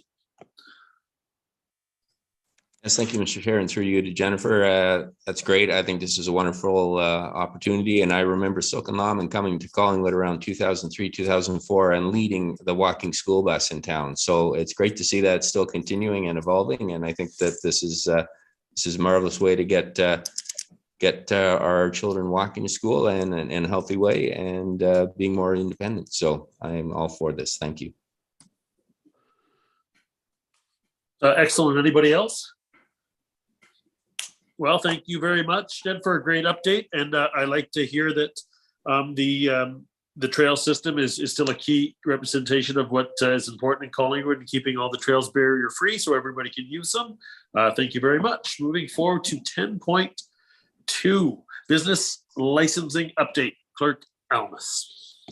Thank you, Chair Madigan. I do have a couple short updates. So the business licensing bylaw update that we did want to provide today was further to the report that was received and approved by Council in November regarding the ongoing consultation that we're doing further to the moratorium that was put in place until May 1st of this year. So there has been some stakeholder conversations. I know that the team is going to be presenting to the BIA this Thursday to receiving the BIA input, but we wanted to remind the public that this information and information feedback that we're searching for from the public will be posted on our Engage Collingwood page within the week. So within by the end of next week or this week or early next week. And we would like public to make sure that they take a look at the information, provide their feedback. Some of the key issues that we're looking at so that the public is aware is regarding locations for food vendors and where they would be licensed, whether they're parks or other areas throughout town, establishing distance requirements from areas such as property lines, driveways, bus stops, intersections, food vendors around schools or educational institutions. as well as information and requirements that we're expecting from event operators. And we're working with the BIA in particular to get their input pertaining to food vendors that may wish to operate within the BIA area that are not a restaurant or a business that participates in the BIA levy. So those are some of the key areas that I just wanted to bring to the public's attention that we'll be looking for some feedback within the next week. Awesome. Any questions or comments from the committee? Seeing none, thank you very much. That was clear and concise. 10.3, committee recruitment update. So again, this is a very important initiative. Thank you, Chair Madigan. This is actually ironic on the date that our advisory committees did their annual presentation to us. We do appoint all of our committee volunteers on a staggered basis. So terms that will be expiring in 2022 will expire on March 31st. And again, all the information is available on some of the committees that we'll be seeking applications for, including accessibility, the Heritage Committee, Museum Advisory, Trails and Active Transportation, to fill some of the upcoming vacancies. And that information is available on our website through the meeting and agenda portal. There is a tab in that iCompass portal or the Civic Web pertaining to board and committee applications. And if you have any concerns or questions, you're welcome to contact Clerk Services by contacting the town hall or emailing at clerk@collingwood.ca. Awesome. Any questions or comments? Nope. Any public delegations tonight? Kreskin says, oh, there is the fire chief. How can I turn down Ross? Go ahead, sir. Thanks, Chair Madigan. I don't like to start off your new term with a negative story, but I'll try and make it positive at the end. And I wish to ask council for support at the end. In 2022, we started off very bad. We had 21 people killed in deadly fire and blazes across Ontario. This is totally unacceptable in the fire service. Last week, for the first time in my life, I seen the Ontario Fire Marshal do a passionate plead asking everybody to check their smoke alarms. I promote, support, and repeat this message. 38 years in the fire service and stats like this are unacceptable. Working smoke alarms save lives. And I'll say that again, working smoke alarms save lives. Plus having an escape plan. When they do go off, we have an escape plan.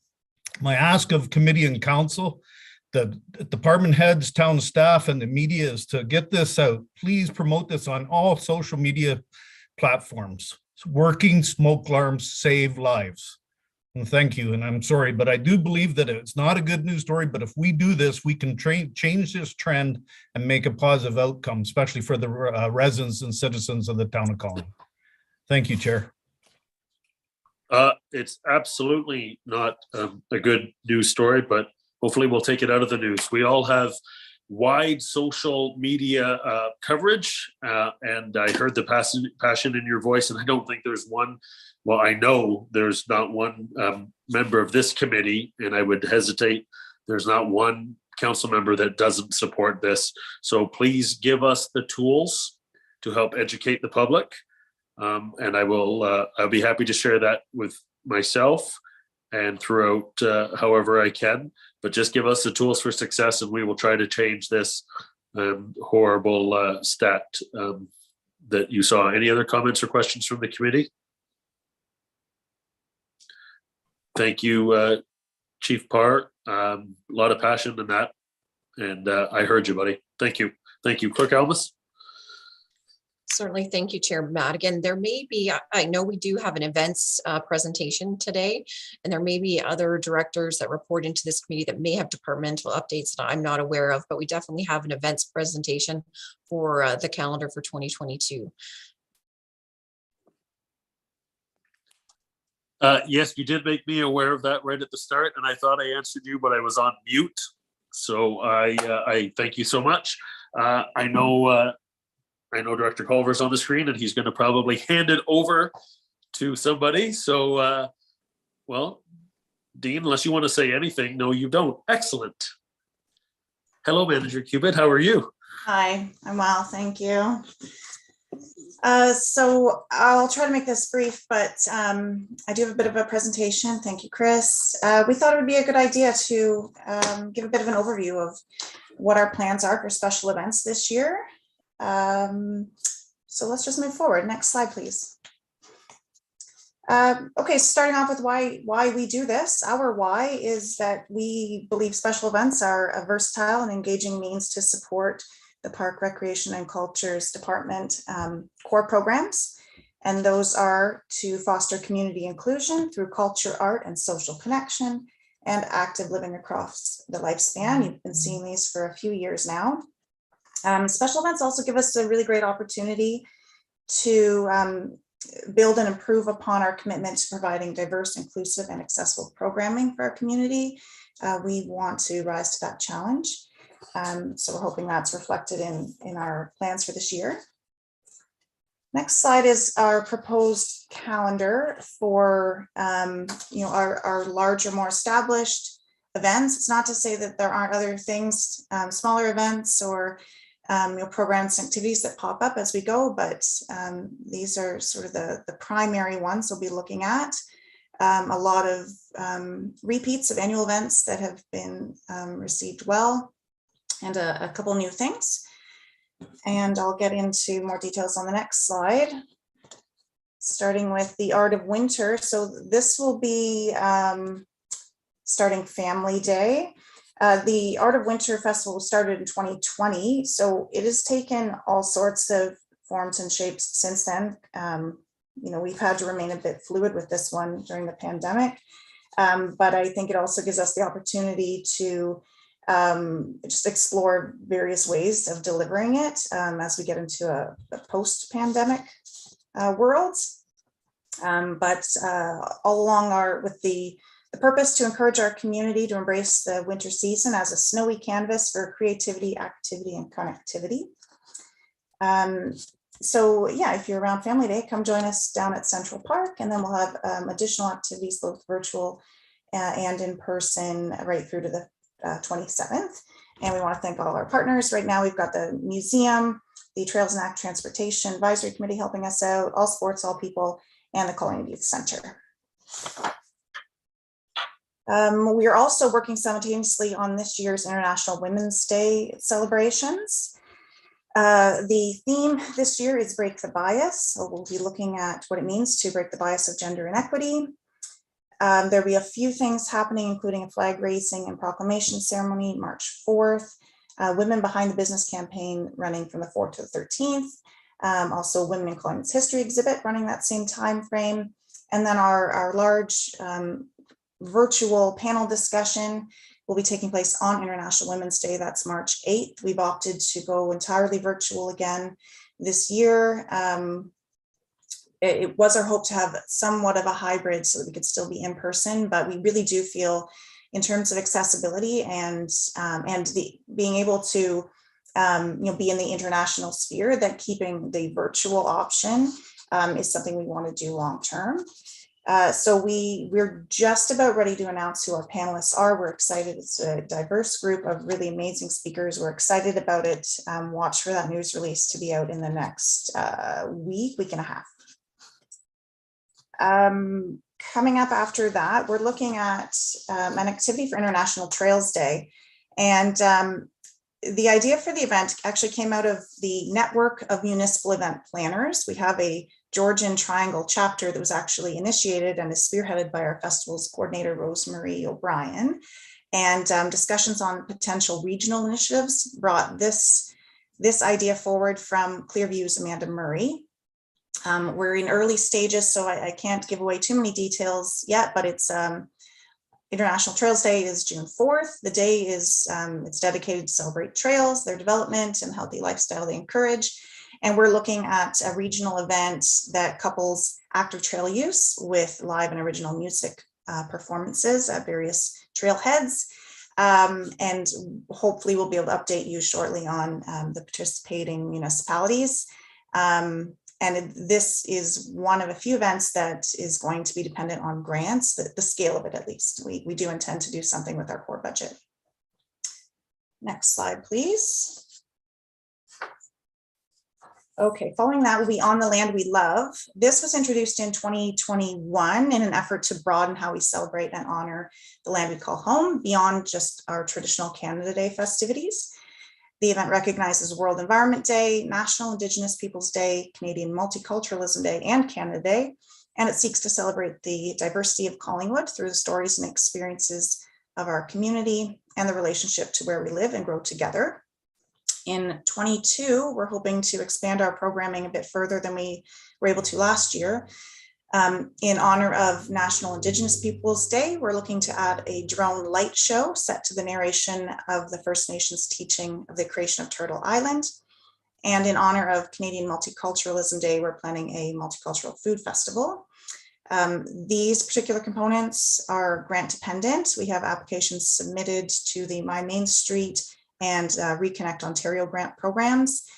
If we are unsuccessful in the applications, we're still going to move ahead with a full slate of programs and activities celebrating On the Land We Love, but they will be scaled back to accommodate our existing approved budget. Next slide, please.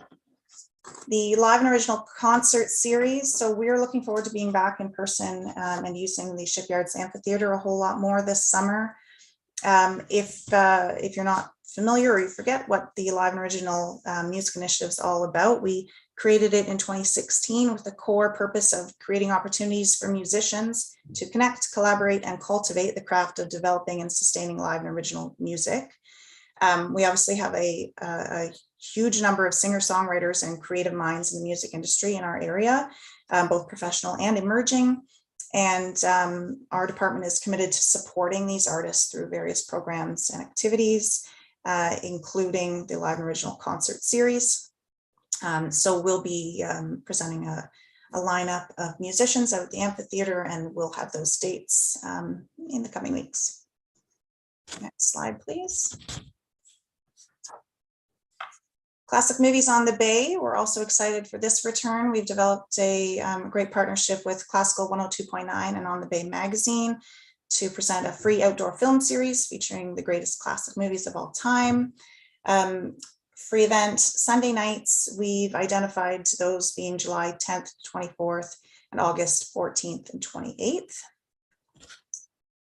Next slide, please. On the Watery Love is another sort of umbrella campaign we put together to discover and recognize life-giving water along our shoreline and looking at all the different ways we rely on and enjoy the water. So it will launch August 5th, which is the start of our traditional side launch days, and run through to the end of World Water Week, which wraps up September 1st. The details still need to come together, but we do know we'll be doing some side launch days activities, including the Ontario SUP series. We'll be returning with some SUP races, and we expect our friends at the Playfair to be returning in port, and I believe that the Pathfinder will also be joining us again this year. Next up, Collingwood Art Crawl. Have I missed anything? I don't think so. Collingwood Art Crawl, if you don't remember, it was started in 2013 by Andrea Ronaldo of Butter Gallery and Mark Krause of Espresso Post. And it was 2018 when the town formally partnered with Ms. Ronaldo on the annual event. So this will be the 5th year the municipality has co-hosted, and it makes 2022 the 10th annual Art Crawl. So we're very optimistic that we can return to more of a traditional model for the event. But it's been consistently well attended throughout its duration and has proven to be very highly regarded in the community. And that support from the community at large and our downtown businesses who participate and our local and regional arts and music sector allowed this event to be adapted quite substantially in both 2020 and 2021, and yet still be quite successful in promoting regional artists and musicians and driving traffic into our downtown businesses. Next, please. Bring on the Light. That's for this one. This was also sort of born mid-pandemic.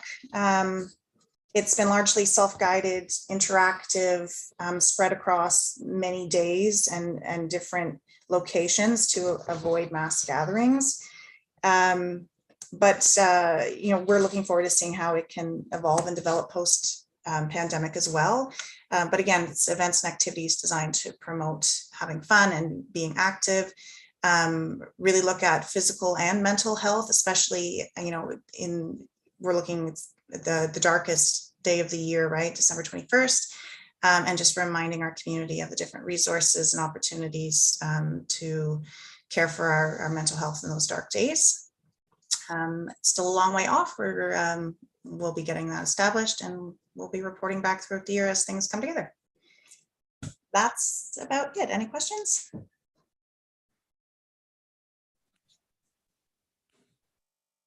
Any questions?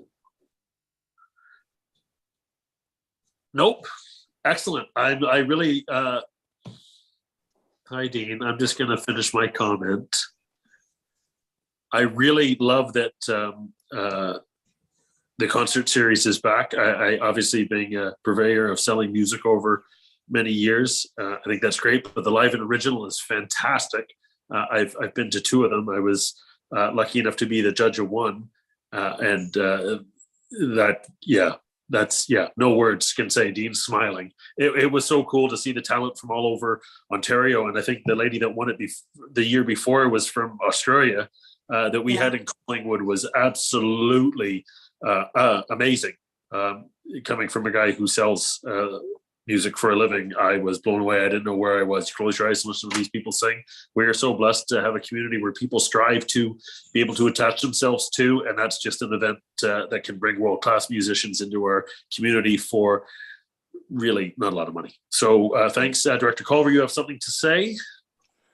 Yeah, thank you, Chair. I really just want to make a comment, make sure that credit was given to Karen and her department, because not very many people realize that the volume of what you see is generated by very few people. Karen, Chris, Rosemary, Tanya participates in this, Jennifer participates in this, Tyler participates in this, but it's a large volume of activity, and what they've had to do over the last 2 years to pivot and to figure out how to keep the Collingwood, social and socially active and actively living has been remarkable.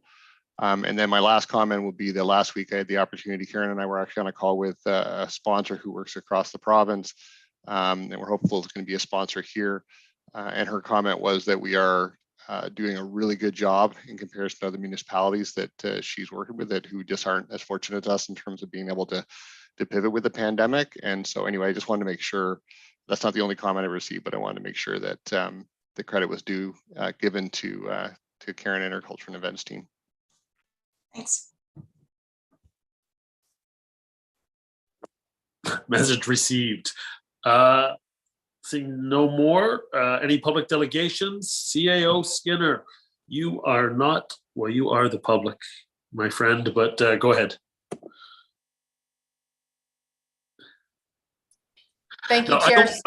CAO Skinner, I don't want to be that guy, but I have been told by Vice Chair McLeod that the most prolific things I've ever said is on mute. So thank you so much for practicing before that, and then just try to play it back, and we'll take 2 type of deal. All right, take 2. Well, this is a very profound thing I need to say. Thank you, Chair. I wanted to get in before you got to public delegations. Just a couple of days ago, I received a notice that I was with some mixed feelings from our Fire Chief Parr, that he has formally indicated his intention to retire by mid-year, around the end of June. Yes, he has left things, not left yet. He has been arranging to leave things in excellent shape. He runs quite a tight ship down there, and we're always quite impressed with the fire department, both prevention and firefighting, and the leadership that they provide for emergency management. And as you could tell from Chief Parr speaking earlier in this meeting, he's very passionate about what he does, and he provides a lot of leadership across all departments in the town, regardless of the topic that we're talking about. If he will always nudge us in a good direction and something that's good for Collingwood. We're looking at how to refill the position. We'll never be able to replace him, but we're looking at the best options to get the best candidates considered and at the right time. So the chief and I with HR will plan that transition over the next several weeks and let everybody know how that will take place. So he has my profound thanks, and I wanted to let you and the public know that we were going to go through this transition sooner than we wish. Thank you. I echo your compliments to the chief, and I give credit to the deputy chief. I know when Ross was deputy chief and he stepped up, we had a very capable chief and Chief Allier, and we didn't think we could get any better. And don't tell him he's not watching. Ross stepped up and above, but everybody forgets that, that like when Ross was there, he was implementing stuff before Trent went away. And so we were very lucky enough to have somebody capable already on staff. And I look forward to the process that you speak of. Our chiefs and fire chiefs and captains and they all work very hard for our town and to keep us safe. And thank you so much for that. Chief Parr, would you like to say something nice or just smile? You're ear to ear, my friend. I really appreciate the comments and thank you very much. It's been a joy working with this council. It's been heartwarming to know the support that we receive, all departments from council, and I hope that council understands the support we receive from staff too is just amazing in this town, and this team is just outstanding going forward. So thank you for your support, and I hope you support whoever takes over my position, and I look forward to seeing you in other situations in the future. So thank you. Thanks, Chief. Everybody gives you the thumbs up. Thank you. Public delegations, not seeing any. Nope. I love this, Sarah. This is brilliant. If that's all it was, is just like, nah. Okay, so before other business, I'm going to speak to it first. Chair of the Accessibility Committee, Miss Vanessa McDonald, sent me an email. Accessibility Week for 2022 is May 29th to June 4th. So I don't know what that entails, but I'm really glad. That just tells you on how good our committees are. As Clerk Alba said, they're volunteers. And for her to not go back to her normal job to continue to find this out for me and get back to me right away is awesome. So any other business under this committee? Seeing none, I will then look for the adjournment. Council, Vice Chair McLeod, all those in favor? Boom. Thanks so much. Appreciate it. Great meeting. And we will see everybody at SIC in, I don't know, 40 minutes.